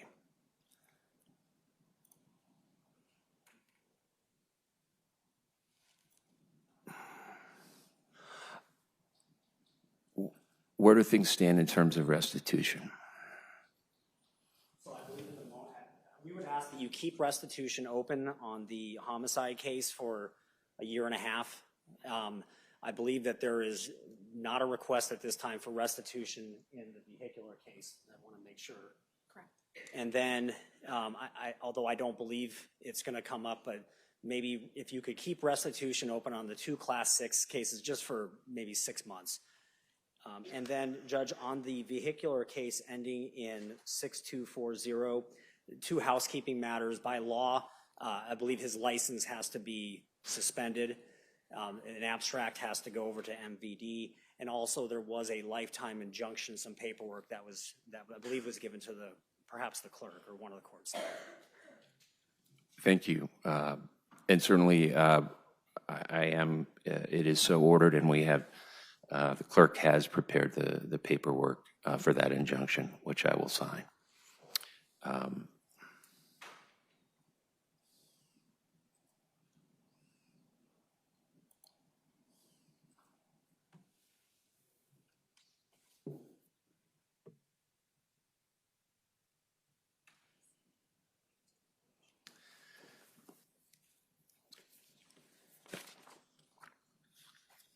Judge, and I apologize if I didn't hear it. Did you give a number of years of probation on the 2 Class 6s? It's going to be 3 years for each. Those will run concurrent to each other.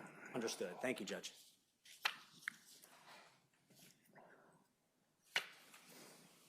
And Judge, if I may, for the restitution purposes, Owen would waive his presence at the future restitution hearing. Okay. Additionally, for the case ending in 240, which is the aggravated assault dangerous case, we will need to correct the pre-sentence incarceration credit. The PSR that's generated and calculates the dates, the end date is April 17th, 2025. We need to count until today, well, not including today's date, Owen would have 456 days of credit. Thank you for reminding me. It's actually correct on the computer. It was, my notes are from the PSR, so he will receive credit for 456 days. Thank you. You're very welcome.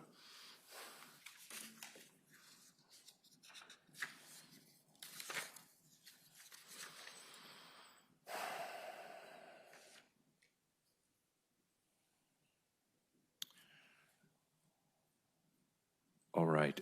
It is ordered directing the clerk to send to the Arizona Department of Corrections the sentencing orders that I will sign shortly here, copies of all pre-sentence reports, medical and mental health reports prepared, as to Mr. Hines as well.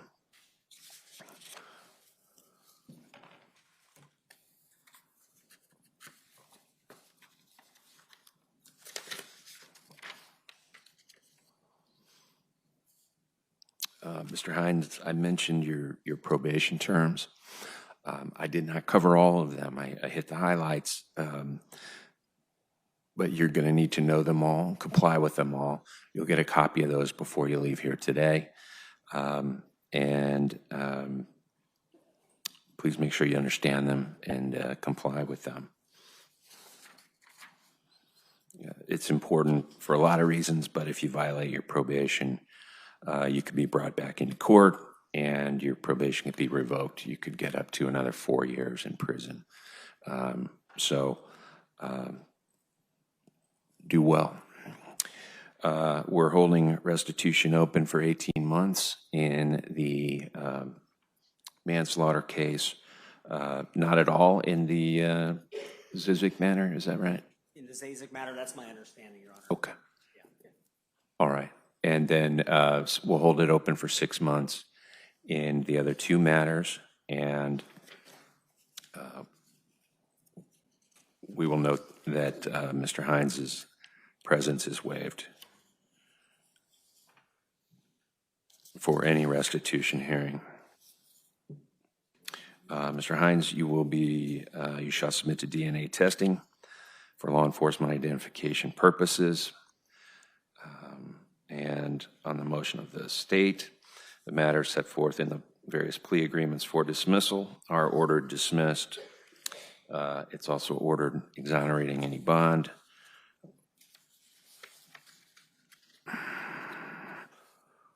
Before you leave, Mr. Hines, you will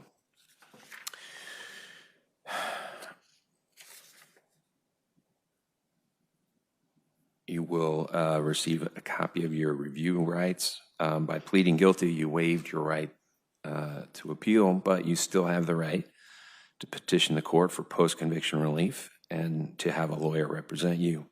If you cannot afford a lawyer, one will be appointed for you. If you cannot afford copies of the necessary records and transcripts, they will also be provided at no cost to you. If you wish to petition for post-conviction relief, you must file a notice within 90 days from today, or you lose the right to seek relief.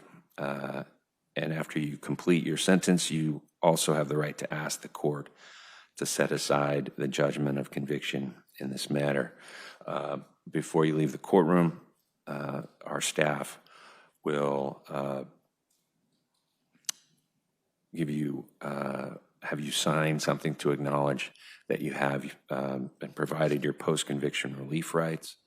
You'll sign for your terms of probation as well, and you will be required to provide the court with a fingerprint, or the court staff, that is.